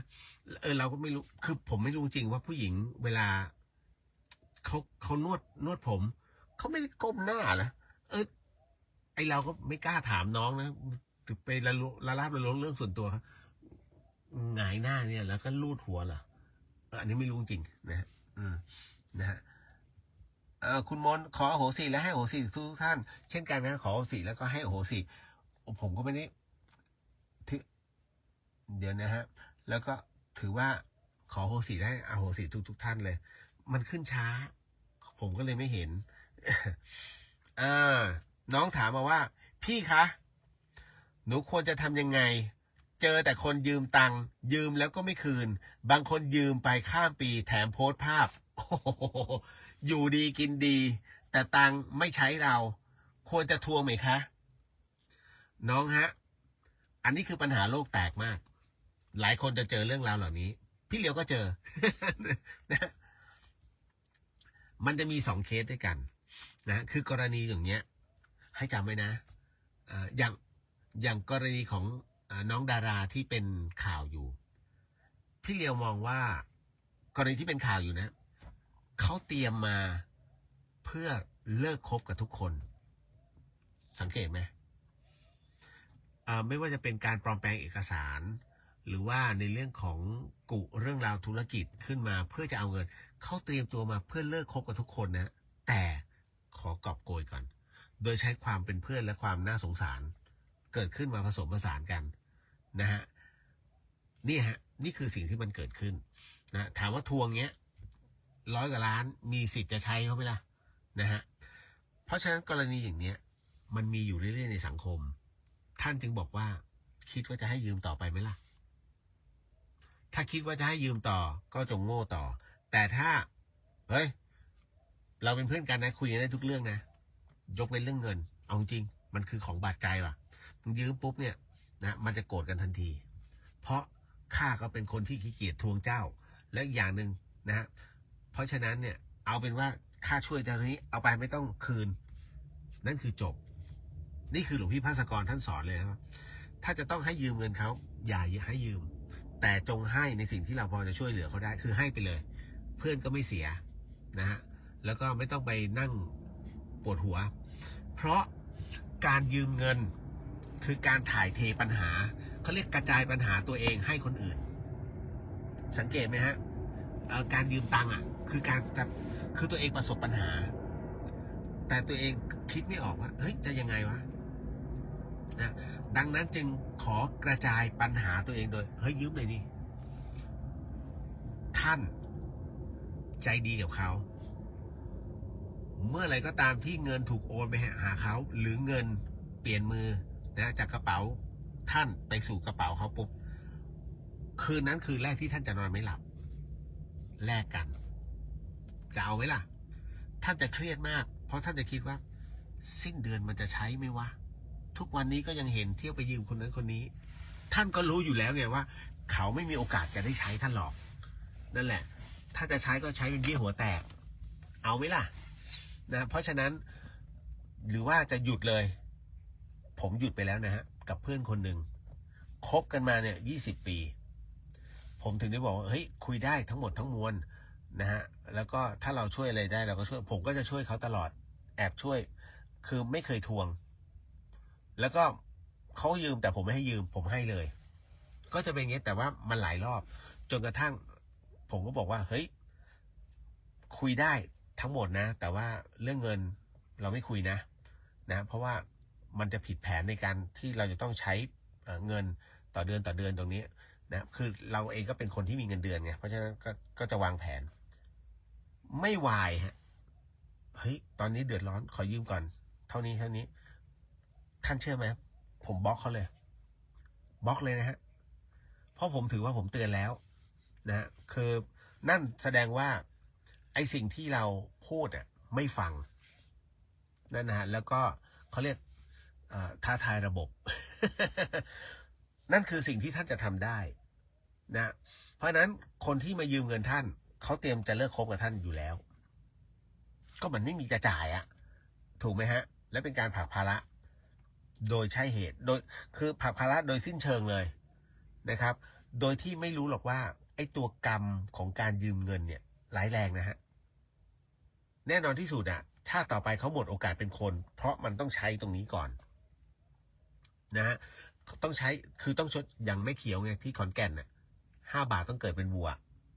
แค่5 บาทนะดังนั้นจงคิดให้ดีเพราะเรื่องราวตรงนี้นะมันเกิดแล้วเรื่องราวไอ้กลับชาติมาเกิดเป็นสัตว์เดรัจฉานเนี่ยเยอะถามท่านเขมธรรมสถานก็ได้อันนั้นเขาเรียกมีภูมิรู้แต่เก็บเงียบ นะท่านรู้หมดเลยนะหลายเรื่องราวอยู่นะเพราะฉะนั้นเนี่ยถามว่าทวงไหมทวงไปก่อนฮะทวงและจะใช้อะไรก็ได้แต่ขึ้นอยู่กับว่าสิ่งนั้นน่ะน้องต้องคิดอย่างสร้างสรรค์สังเกตไหมว่าทำไมคนที่ถูกแก๊งทวงหนี้ทวงแล้วแบบโหดมากเป็นเพราะอะไรคือคนที่ยืมเนี่ยเขามีทั้งคนดีและคนที่จงใจจะเบี้ยวก็มีดังนั้นเนี่ยเข้าใจนะฮะคนที่ปล่อยกู้ถ้ากรณีที่ไม่ใช่จีนเทานะหรือว่าคนเทาๆอันนี้ไม่นับนะฮะหมายถึงว่าเอ้ยเราเพื่อนๆเนี่ยอยากให้ยืมไปแล้วถ้าเจอแบบเนี้ยการทวงของเพื่อนแบบโหดเงี้ยผมถือว่าเฉยๆนะโมทนาสาธุเลยนะครับเพราะถือเป็นการสอนเขาในตัวเรื่องของเบี้ยวหนี้อย่าทำนะฮะอ้าวล่ะต่อมาน้องถามมาว่าในงานบุญใหญ่หนูเจอพระที่เดินเลี่ยไรถือซองมาให้คารวาสใส่เห็นแล้วอนาจใจมากค่ะเราแจ้งใครได้บ้างคะน้องแจ้ง191ได้เลยฮะตำรวจ191แล้วบอกเลยว่าตอนนี้มีพระเดินเลี่ยไรอยู่นะฮะก็ขอนิดนึงนะฮะช่วยมาตรวจสอบหน่อยกลัวว่าจะเป็นมิจฉาชีพเท่านั้นแหละฮะพระท่านจะตำรวจท่านจะโทรหาพระวิญญาธิการที่อยู่ในเขตนั้นจะมาทันทีบางดีไม่ดีมาพร้อมตำรวจพร้อมจับศึกคือกรณีแบบนี้งานบุญใหญ่ๆในที่นี่หมายถึงว่างานเกี่ยวกับงานศาสนานะอย่างงานฉลองพระประธานงานเททองงานมุทิตาพ่อแม่ครูบาอาจารย์ท่านจะเห็นพระที่เปรียบเสมือนพระแต่งกายคล้ายพระคอยดักท่านอยู่นะคือถ้าผมอยู่เนี่ยผมก็จะประกาศใหม่ซึ่งผมเคยเจอที่มหาสารคามโยมเนี่ยหลวงพี่จะขอค่าน้ำมันสักหน่อยช่วยเหลือค่าน้ำมันสักหน่อยนะสัก2,000เถอะเนี่ยตอนนี้รถไม่มีเติมเป็นพระนะฮะขออย่างเงี้ยสังฆาทิเศษนะผมก็ไม่รู้จักท่านก็ไม่รู้จักผมอยู่ๆมาขอเงินเนี้ยสังฆาทิเศษทันทีนะและที่สำคัญคือมึงมาไงอย่างนี้ผมจะเป็นงี้เลยนะแล้วมาไงมาแล้วไม่มีน้ำมันมาทำไมฮะนะแล้วมาเดือดร้อนนะคือแบบเนี้ยแล้วผมก็จะบอกแล้วผมก็จะแนะนำตัวเลยผมอยู่วัดไฟหินผมอยู่ในกลุ่มของพิทักษ์พระพุทธศาสนาศูนย์พิทักษ์พระพุทธศาสนาครับนิดนึงครับขอทราบสังกัดท่านนิดนึงนะจะได้รับทราบแป๊บเดียวหายเลยจะไม่ยุ่งอยู่แล้วแล้วก็เที่ยวไปขอ กลุ่มเพื่อนผมอีกผมก็เดินเข้าไปอีกยังทำอย่างนี้อยู่นะท่านขึ้นรถไปเลยนะกลับวัดท่านไปเลยผมอย่างนี้จริงๆก็คือนี่ถ้าเป็นหลวงปู่ละไมเฉ่งไตโหงนะฮะแต่ว่าท่านมรณภาพไปแล้วหลวงปู่ละไมนี่ไม่ได้นะเจอพระแบบนี้นะครับถ้ามึงไปถอดจีวรนั่นนะฮะอย่างนั้นเลยคือสร้างความเดือดร้อนให้กับงานศาสนาเพราะฉะนั้นกรณีให้น้องแจ้ง191แล้วก็191จะไปแจ้งพระวิญญาธิการพระวิญญาคือตำรวจพระนั่นแหละนะท่านมีอำนาจในการจับศึกและศึกตำรวจลากต่อเพราะการเรียรัยต้องขอเจ้าของพื้นที่นะฮะเทศบาลหรือในอำเภอเพราะฉะนั้นพระที่นั่งหลังรถปิกอัพแล้วก็พรมน้ำมนต์มาทำบุญผิดกฎหมายนะฮะเขาต้องมีใบอนุญาตประจำเขตด้วยดีไม่ดีเจอข้อหาอธินาทานนะครับหมายถึงว่าจงใจที่จะให้โยมใส่ปัจจัยลงไปนะฮะคือถ้าเกินบาทหนึ่งเรียบร้อยนะฮะปาราชิกทันทีข้อนี้คือสิ่งที่พระเจ้าท่านสอนเสมอบอกถ้าเขาบอกว่าเอาตรงไหนมาว่าไปบอกท่านไปอ่านพระวินัยเล่มแรกเลยนะครับเล่มแรกเลยฮะให้ไปอ่านก่อนเลยนะมันจะมีบอกในเคสที่คล้ายๆท่านเลยเรียรัยแบบนี้อารมณ์เดียวกันพระเจ้าถึงได้บอกว่าแบบไหนสังฆาทิเศษแบบไหนปาราชิกแต่ส่วนใหญ่แบบนี้ปาราชิกหมดนะฮะคราวนี้แม่น เพราะเราอ่านอยู่ ต่อมาความกดดันถือเป็นกรรมไหมครับพี่เหลียวความกดดันท่านว่าความกดดันถือเป็นกรรมไหมฮะง่ายๆจะบอกเป็นก็เป็นกรรมฮะเป็นกรรมเพราะความไม่รู้ของน้องความกดดันนะมันหมายถึงว่าคือเพราะเราไม่รู้จักในการวางสิ่งนั้นลงทำไมจึงเป็นเช่นนั้นฮะท่านชอบนะฮะเอาความเครียดเขาเรียกขยะอารมณ์เนี่ยเอามาไว้กับตัวเมื่อท่านเอาขยะอารมณ์มาไว้กับตัวท่านก็เหนื่อยเปล่าท่านก็หนักแล้วมันกดดันทุกอย่างเพราะฉะนั้นวางก่อนเวลาจะนอนคือนอนเอาวางก่อนเพราะนอนหลับไปมันก็แก้ปัญหาไม่ได้วางจิตมันล้า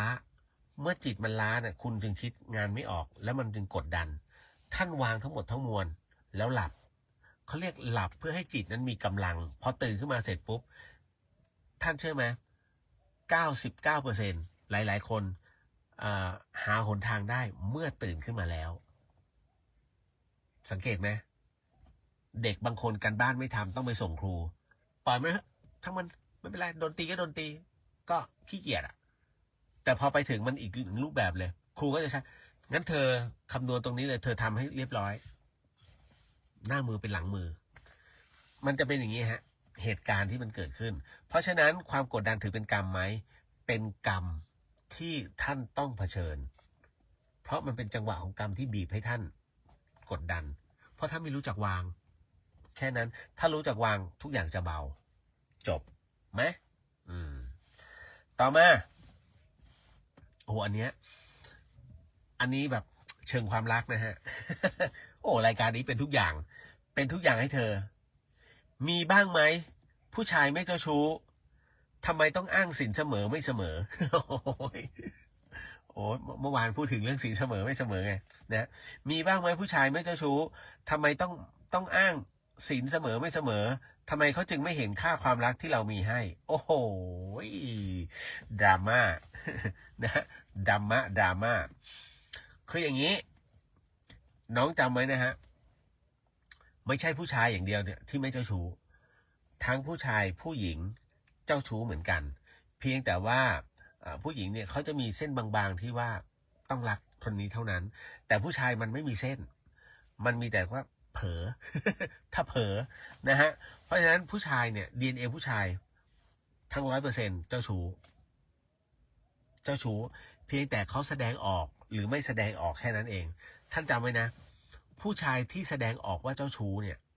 ไม่น่ากลัวแต่ผู้ชายคนไหนที่ไม่แสดงออกว่าเฮ้ยข้ารักเดียวใจเดียวแอบเจ้าชู้ไอเนี่ยน่ากลัวผู้ชายเขาจะรู้กันนะฮะไอที่มาดแบบโอ้ยขึมจะรู้ทันทีไอเนี่ย ตัวดี จะรู้มันมองดูก็จะรู้ฮะส่วนที่บอกว่าทำไมต้องอ้างศีลเสมอกันจริงๆเขาเปรียบเปรยจ้ะน้องเขาเปรียบเปรยการที่คนเราศีลเสมอกันนั่นหมายถึงว่าเรามีความชอบที่เหมือนกันถูกไหมฮะเรามีความคิดที่เหมือนกันนะหรือคล้ายกันไปในทิศทางเดียวกันถูกไหมสมมุติน้องชอบลิเวอร์พูลอีกคนไปชอบแมนยูวันที่แข่งแดงเดือดตึงนะฮะแมนยูแพ้ลิเวอร์พูลชนะอีกอันนึงลิเวอร์พูลแพ้แมนยูชนะมันก็ต่างคนต่างเชียร์มันก็ตีกันเนี่ยเห็นไหมง่ายๆเลยเห็นไหม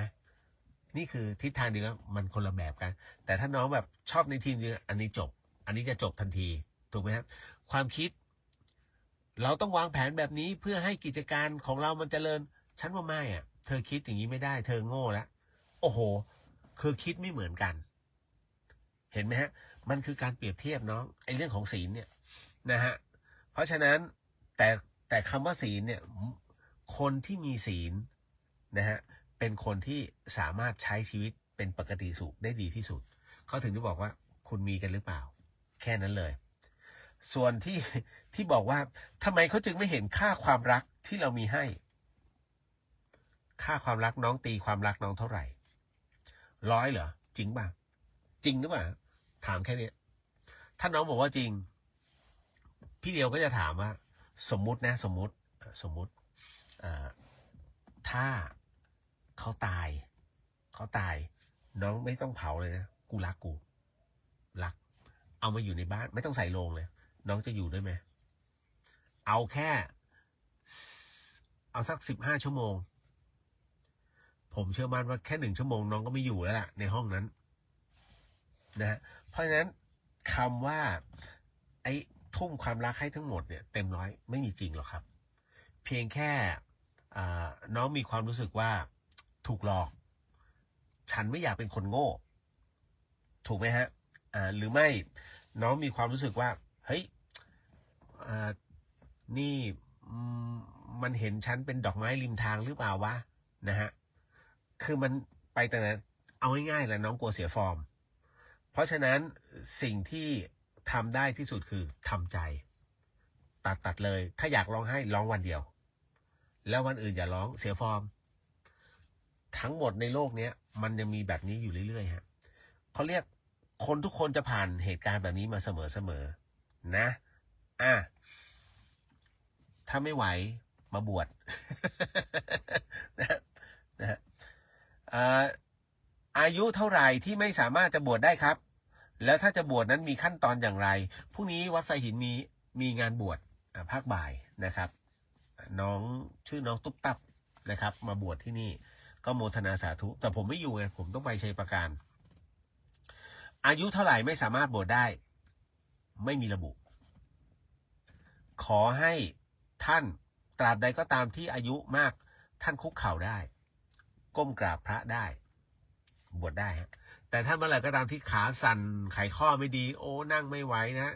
นั่งกระปวดลุกกระปวดจบเลยนะฮะไม่ได้นะครับอย่างนั้นนะแล้วก็ขั้นตอนในการบวชนะฮะท่านไปตรวจร่างกายก่อนท่านไปเช็คประวัติอาชญากรรมก่อนนะที่กองพิสูจน์หลักฐานแล้วหลังจากนั้นท่านไปตรวจร่างกายนะว่าเราไม่เป็นโรคติดต่อแล้วก็มาเขียนใบสมัครถ่ายรูปบัตรประชาชนนะฮะแล้วก็มีรูปถ่ายของท่านตอนเป็นคฤหัสถ์นี่แหละแปะลงไปในใบสมัครนะใบสมัครนี้จะถูกเอาไปให้ยังสำนักเจ้าคณะ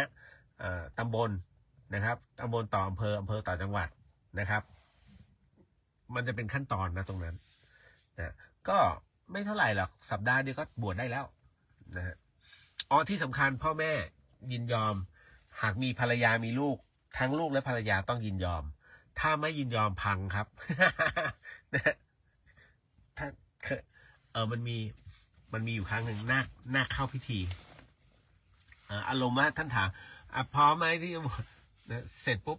มีใครจะคัดค้านไหมเมียเข้าอุโบสถถีบอะไรประตูอุโบสถปัง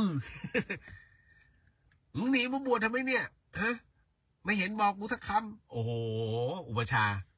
บวชไม่ได้แล้วไปกลับไป มีนะ โอ้ยเป็นเรื่องราวเลยเรื่องนี้ฮามากมีน้องถามมาว่าเจอหลวงพ่อรูปหนึ่งวิ่งไปรับข้าวนะฮะแล้วผลไม้วิ่งไปรับข้าวแล้วผลไม้มาแล้วได้ยินเสียงตามหลังว่าเนนไม่ใช่โยมคนนั้นแล้วท่านผู้นี้ก็เลยตอบว่าขอโทษครับมันหมายความว่าไงคะพระเป็นเนนซึ่งอายุคราวพ่อหนูเลยคืออย่างนี้นะฮะเดี๋ยวต้องบอกก่อนหลายๆคนเนี่ยมักจะคิดว่าพระจะต้องอายุขนาดนี้ขนาดนี้เนนต้องอายุขนาดนี้ขนาดนี้จริงๆเนี่ยเนนเนี่ยนะสามเณรคือศีล10นะศีล10ก็คือไอ้ศีล8ที่เราว่าแล้วแบ่งย่อยไปนะฮะสามเณรเนี่ยนะฮะไม่ได้จำกัดอายุว่าอ๋อถ้าเกิน16แล้วนะฮะเดี๋ยวอีกหน่อยก็ต้องมาเป็นพระ20แล้วก็ต้องมาเป็นพระไม่ใช่นะฮะอันนี้ให้ท่านคิดใหม่สามเณรเป็นได้ยันตายนะฮะบางคนอายุ50กว่าแล้ว60กว่าแล้วยังเป็นเนนอยู่ก็มีคือไม่ยอมรับศีล227นะฮะไม่เข้าพิธีกูขอเป็นเนนเนี่ยสบายแล้วนะเพราะฉะนั้นการเป็นเนนเนี่ยท่านก็จะฉันแยกโต๊ะกับพระอย่างชัดเจนฮะเทียบไม่ได้นะเทียบในเรื่องของศีลกันไม่ได้นะถือว่าอาบัติพระน่ะจะอาบัตินะครับเพราะฉะนั้นมันจึงเป็นอะไรที่เป็นทอดต้องเข้าใจก่อนนะครับมีเยอะแยะนะครับที่ยังเป็นเนนอยู่แล้วผมเองยังเข้าใจผิดเลยก็มารู้ทีอ๋ออันนี้เขาเรียกอันนี้ยังเป็นเนนนั่นคือจบตรงนั้นเลยนะฮะพี่เลียวพระธาตุเกิดจากอะไรนะฮะแล้วพระพุทธเจ้าเคยมาแถบบ้านเราด้วยหรือครับเห็นมีรอยเท้าพระพุทธเจ้าเยอะไปหมดโอ้โหอันนี้นานผมขอขยายก่อนนะฮะเรื่องราวที่มีหลายๆคนถามเรื่องของรอยพุทธบาทนะฮะผมยังยืนยันอยู่ว่าพระพุทธเจ้าไม่เคยมาประเทศไทย ไม่เคย100%นะฮะไหนมีใครจะยืนยันได้ไหมฮะในพระไตรปิฎกก็ไม่ได้บอกท่านก็วกไปวนมาอยู่ในประเทศอินเดียเอาส่วนไหนที่เดินทางมายังประเทศสยามประเทศพศ8เดี๋ยวนะคือผมงงกับพศที่พระกัสสปะได้เดินทางมาที่ประเทศไทยนะฮะที่เอาอุรังคธาตุมาอยู่ที่พระธาตุพนมนั่นคนทุกคนจะบอกพศ8ซึ่งผมงงมากเพราะอะไรรู้ไหมเพราะว่าการนำเอาพระบรมสารีริกธาตุกระจายสู่ชมพูทวีปนะฮะหรือว่าใน ในเขตของสุพรรณภูมินะสุวรรณภูมิเนี่ยแผ่นดินทองเนี่ย นะฮะขออนุญาตดื่มน้ำนิดนึงนะฮะ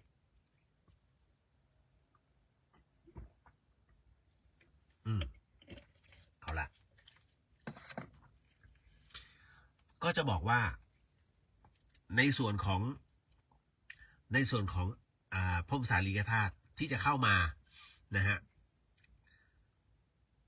นั่นคือในสมัยของพระเจ้าอโศกมหาราชนั่นคือการสังคายนาพระไตรปิฎกครั้งที่3ซึ่งมีรับสั่งให้นำเอาพุทธศาสนาเนี่ยออกไปเผยแผ่นะออกไปทั่วทั้ง7แห่งนะ7สายหนึ่งในนั้นมีในส่วนของพระธาตุพนมดังนั้นหลังจากที่ผมจำไม่ได้แล้วหลังสังคายนาไม่ใช่8ไม่ใช่100%เพราะนั้นถึงได้บอกว่าเฮ้ยมันมีอะไรมั่วๆเปล่านะเกี่ยวกับในเรื่องของพศคืออยากจะแบบเฮ้ยอ๋อเนี่ยมาถึงพระพุทธเจ้าท่านนิพพานไปแล้ว8 ปีนะฮะกระดูกพระพุทธเจ้าจึงมาอยู่นะตรงนี้ลองศึกษาใหม่ผมมั่นใจว่าไม่ใช่พศ8นะแต่เป็นสังคายนาครั้งที่3นั่นนะที่ถูกเอาออกมาน่าจะเกือบ100 ปีถ้าจำไม่ผิดนะฮะลองดูใน Google นะสังคายนาพระไตรปิฎกครั้งที่3นั่นแหละคือสิ่งที่พระเจ้าอโศกสั่งนะฮะ ประมาณเนี้ยประมาณ90 ปีไม่ใช่100 ปีนั่นแหละครับเพราะฉะนั้นนะตรงเนี้ยเลยต้องบอกว่าผมมั่นใจว่าพระพุทธเจ้าไม่เคยมาประเทศไทย100%แต่ในเรื่องของรอยพระพุทธบาทโดยเฉพาะอย่างยิ่งพระบาท4 รอยพระพุทธบาท4 รอยที่อำเภอแม่ริมเนี่ยนะฮะพ่อแม่ครูบาอาจารย์หลายๆท่านก็ยืนยันแม้กระทั่งหลวงปู่มั่นก็ยืนยันว่านี่คือรอยพระพุทธบาทของแท้ที่ประทับมาตึง4 ชั้นเนี่ยนะสี่เท้าตั้งแต่ท่านกักกุสันโธพระโกนาคมโนพระกาสโปจนกระถึงพระโคตโมนะฮะ4 รูปด้วยกันเนี่ยที่ประทับตามเหตุปัจจัยคราวนี้เราก็มาดูว่าแล้วปรากฏการณ์นี้เกิดขึ้นได้อย่างไรบิ๊กฟูดรอยเท้าที่มีทั่วโลกเป็นพวกบิ๊กฟูดหรือเปล่านะฮะแต่ครั้งนี้ผมก็เลยมองว่าจริงๆแล้วพระพุทธเจ้าไม่เคยมาที่สยามประเทศแต่ท่านใช้วิธีการก็คือว่าแผ่นดินตรงไหนที่ศาสนาพุทธนั้นได้ไปถึงนะฮะก็ขอให้รอยเท้านั้นของเรานั้นย่ำลงไปตามรอยของพระพุทธศาสนานะตรงนั้นเพื่อเป็นสัญลักษณ์เป็นการอธิษฐานนะฮะเพราะนั้นองค์พระศาสดาเมื่อเริ่มต้นขึ้นอธิษฐานขึ้นรอยจึงยุบลงปุ๊บเป็นรอยเท้าอันนี้เป็นความเชื่อส่วนบุคคลสำหรับผมนะคิดว่าเช่นนั้นแต่ถ้าไม่ได้มาประเทศไทย100%ต่อให้เป็นตำนานอะไรก็ตามคือทุกๆตำนานเนี่ยนะฮะมันเป็นการแต่งขึ้นในท้องถิ่นเพื่อที่จะให้ท้องถิ่นของตัวเองนั้นมีความสำคัญแล้วมีความก้าวหน้าในการเผยแผ่งานพระศาสนามันจะมีอย่างแบบนี้ฮะเรื่องของการไม่ว่าจะเป็นพระเจ้าเรียบโลกหรือว่าจะเป็นในเรื่องของในส่วนของคัมภีร์อะไรของพระเกี่ยวของท่าพนมอะไรเงี้ยฮะมันจะมีนะฮะแบบนี้ดังนั้นในกรณีตรงนี้มันจึงมีเรื่องราวกันเยอะนะครับต่อมาในส่วนของพระธาตุพี่เรียกว่าพระธาตุเกิดจากอะไรพระธาตุก็คือเกิดจากกระดูกเนี่ยในการฟอกธาตุขันเนี่ยนะก็คือขันธ์ 5ของเราเนี่ยเมื่อทั้งหมดทั้งสิ้นเสื่อมไปเนี่ยนะสิ่งที่ทิ้งไว้ก็คือธาตุก็คือตัวธาตุทั้งหลายแต่บังเอิญมันเกิดขึ้นกับกระดูกพระแม่ครูบาอาจารย์ที่ฝึกปฏิบัตินั่นคือการฟอกธาตุขันธ์จนกลายเป็นผลึกนะหรือว่าเป็นเม็ดพระธาตุตามเหตุปัจจัยของแต่ละคนแค่นั้นเลยนะฮะถ้าจะบอกว่ามันพิเศษยังไงคุณคิดว่าอัญมณีเกิดด้วยความร้อนขนาดไหนบนผืนโลกมันต้องอาศัยแมกมานะฮะที่อยู่ใต้ดินเนี่ยดันขึ้นมาแล้วก็เย็นตัวในอุณหภูมิที่พอเหมาะแล้วคุณเจาะลงมันกลายเป็นเพชรหรือจะเป็นทับทิมมันแล้วแต่ความโคบแน่นของมันนี่คือหลักการของการเกิดเครื่องประดับอัญมณีพระธาตุก็เหมือนกันนะฮะอย่างของหลวงปู่สิมที่วัดถ้ำผาปองเนี่ยเหมือนทับทิมเลยฮะสีชมพูนะที่ออกแบบเฮ้ยแบบแดงชมพูกึ่งม่วงนิดสวยงามมากนะของหลวงปู่มั่นเป็นแก้วใสเลยนะฮะเป็นเม็ดพระธาตุเป็นองค์เลยเขาเรียกองค์นะกระดูกเนี่ยแต่ละชิ้นเรียกองค์ตรงนี้แหละฮะถึงได้บอกว่าแล้วท่านต้องใช้ความร้อนขนาดไหนขนาดมันพวกอัญมณีใช้ความร้อนเป็นแสนองศานะฮะผมไม่แน่ใจ500,000 องศามั้งนะที่มันหลอมทั้งหมดทั้งมวลจนกลายเป็นตัวผลึกแต่อันเนี้ยท่านนั่งภาวนาตลอดมันเป็นการฟอกธาตุขันธ์และที่เป็นพระธาตุได้ท่านมีความร้อนเป็นแสนองศาเลยเหรอถูกไหมฮะเพราะฉะนั้นมันคือการฟอกธาตุขันธ์เนี่ยด้วยตัวจิตทุกวันนะทำให้ทั้งหมดทั้งมวลเนี่ยขันธ์ของท่านจึงสะอาดขันธ์ 5นะทั้งหมดทั้งมวลนี่นะอันนี้คืออย่างนี้เพราะฉะนั้นจริงๆมันมีอะไรมากกว่านี้ไม่ต้องอธิบายเยอะ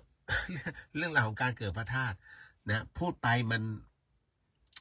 อะไรล่ะเขาเรียกว่ามันหาทางสิ้นสุดไม่ได้มันเป็นเรื่องอจินไตยซื้อหวยรัฐถือเป็นการพนันหรือผิดศีลไหมครับ ท่านว่าซื้อหวยรัฐผิดปะไม่ผิดสิถูกไหมฮะถ้าผิดนี่เขาโดนจับกันทั้งประเทศแล้วซื้อหวยรัฐไม่ผิดถือเป็นการพนันไหมถือการพนันคืออะไรอบายมุขอบายหรือว่าอุบายนะอุบายเขาเรียกว่าการซื้อหวยเนี่ยจะถูกหรือจะผิดก็ตามจะใต้ดินหรือบนดินก็ตามเนี่ยถือว่าเป็นอบายมุขนั่นหมายถึงว่าเป็นจุดแห่งความเสื่อมเมื่อซื้อแล้วมันไม่ถูกเราต้องซื้อต่อซื้อให้หนักขึ้นซื้อให้หนักขึ้นเมื่อเขาเรียกว่าเมื่อถึงขั้นอุกฤษในการเสียทรัพย์ในการซื้อหวยแทงหวยอะไรพวกนี้นะฮะเมื่อถึงขั้นอุกฤษตรงนั้นขึ้นมามันจึงทำให้เกิดมีแนวโน้มว่าจะทำให้เกิดการผิดศีลต่อไปอะไรล่ะนะปล้นชิงทรัพย์ถูกไหมถ้าปล้นไม่ฆ่าก็อาทินาแต่ถ้าปล้นฆ่ามีทั้งอาทินามีทั้งปานาใช่ไหมนะฮะเอาเงินไปทำอะไรเอาไปค้าขายเนี่ยมึงมีมุสาขึ้นมาแล้วทั้งที่ปล้นเพื่อไปแทงหวย มันมาครบเลยฮะถูกไหมฮะตังเหลือเอาไปทำกินเหล้านี่จบเลยเพราะฉะนั้นเนี่ยถึงได้บอกว่าซื้อหวยเนี่ยคำว่าอบายมุขอบายหรืออุบายเนี่ยคือการทำให้ทั้งหมดทั้งมวลเนี่ยของเราเนี่ยชีวิตของเรามันจะตกต่ำลงนั่นแหละฮะและมีแนวโน้มว่าจะทำผิดศีลในอนาคตซึ่งมันยังไม่ผิดศีลนะไม่ใช่ผิดศีลแล้วนะอย่าเข้าใจผิดนะครับเพราะฉะนั้นการซื้อหวยรัฐถือเป็นการพนันถือเป็นการพนันไหมไม่ถือเป็นการพนันแต่ไม่ผิดศีลและถือได้ว่ามันเป็นต้นเหตุของเขาเรียกว่าหัวเชื้อแล้วกันหัวเชื้อที่จะทำให้เกิดการผิดศีลได้ในอนาคตต่อไปเก็ตเนาะเพราะฉะนั้นเนี่ยทั้งหมดทั้งมวลในค่ำคืนนี้นิดนึงนะฮะหลายๆท่านนะครับก็ขอโหสิและให้อโหสินะครับยังมีนะฮะยังมีอยู่โอเคในค่ำคืนนี้ใช้กำลังเยอะเดี๋ยวผมจะบอกก่อนช่วงที่ทำอโหสิกรรมมองว่ามีบางท่านค่อนข้างซุกซนเล็กน้อยนะครับเขาเรียกน่าจะเหมือนกับคลายของดีออกมาแล้วเขาก็มาอะไรมากมายไม่ใช่เป็นเรื่องแบบไม่เรื่องคุณใส่นะมันเหมือนกับเราจะถือของขลังเอาไว้ดีไหมไม่เอาเลยเอาปล่อยไปขอโหสิให้โหสิเอาลงปุ๊บมันก็อิสระเหมือนมาขอบคุณนะฮะอันนี้เป็นความเชื่อส่วนบุคคล เดี๋ยววันที่20กพลทองพับก็จะขึ้นมาที่วัดฝายหินนะฮะพร้อมกับทีมงานเดอะช็อคทั้งหมดทั้งมวล10ชีวิตก็จะมาเขาจะมาเชียงใหม่นะฮะมารับผม มันจะมาอุ้มผมไปเรื่องของเรื่องก็คือว่าป๋องจะมาทำบุญที่บ้านเด็กกำพร้านะฮะก็จะมาเรียกว่าเลี้ยงอาหารกลางวันเด็กๆแล้วจากนั้นก็จะมามอบโลงศพ50โลงให้กับมูลนิธิต่างๆนะครับที่วัดฝายหินนะโดยใช้วัดฝายหินเป็นศูนย์กลาง50โลงนะฮะก็จะมีมูลนิธิไม่ว่าจะเป็นร่วมใจพุทธไทยสวรรค์ลำพูนเชียงใหม่ของโรงพยาบาลสวนดอกนะครับมีวัดฝายหินมี3โรงแล้วก็กู้ภัยแม่โจ้แล้วก็กู้ภัยพาวังหินนะฮะที่จะมารับนะตรงนี้ก็7หน่วยด้วยกันอันนี้เรียนให้ทราบใครอยากจะมาเจอกพลทองพับก็บ่ายโมงครึ่งฮะบ่ายโมงครึ่งของวันเสาร์ที่20เจอเขาได้ตัวเป็นๆนะฮะเรือจ้างแห่งวงการบันเทิงอันนี้ก็ไปสัมพันธ์ให้ทราบก่อนเนาะ นะฮะ1 ปีมันเพิ่งจะโผล่มา แล้วก็เขาก็จะรับผมไปกับเขาด้วยนะครับเห็นว่าจะไปถึงแม่กำปองแล้วแต่เขาก็รับพรก่อนเด้อนะฮะเราจะได้แยกย้ายกันสาธุสัพพะพุทธานุภาเวนะสัพพะธรรมานุภาเวนะสัพพะสังฆานุภาเวนะ พุทธรัตนังธรรมรัตนังสังฆรัตนังตินังรัตนานังอนุภาเวนะจตุราสีติสหัสธรรมขันธานุภาเวนะปิตกาตยานุภาเวนะชินสาวกานุภาเวนะสัพเพเตโรคาสัพเพเตพยาสัพเพเตอันตรายาสัพเพเตอุปัฏฐวาสัพเพเตตุนิมิตาสัพเพเตอวังคาราวินาสันตุอายุวัตโกธนวัตโกสิริวัตโกยสวัตโกพลวัตโกวันวัตโกสุขวัตโกโหตุสัพพทาทุกขโรคาพยาเวราโสกาสตุจุปัฏฐวาอเนการตรายาปิวินาสันตุจเตชะสาชัยสิทธิทนังลาพังโสถีพกยาสุขังพลังสิริอายุจวันโนจะโพคังวุฒิจะยสวาสตวสาจะอายุจะชีวสิทธิพระวันตุเตก็รับพรไปแล้วเนาะสิทธิกิจจางสิทธิกรรมังสิทธิลาโพนิรันตรังสิทธิเตโชชโยนิจังขอให้กิจและกรรมที่ท่านได้กำลังทำกำลังสร้างนั้นจงเป็นเหตุเป็นพระปัจจัยให้ทุกท่านนั้นได้ถึงพระนิพพานในชาติปัจจุบันโดยเร็วพลันเทินสาธุสาธุสาธุฮะแล้วพบกันใหม่เนอะนะฮะก็ขออนุญาตหมดเวลาแล้วบ๊ายบายเนอะนะฮะสุขสันต์เจอกันอีกทีปีใหม่สำหรับอโหสิกรรมบ๊ายบายครับสาธุครับ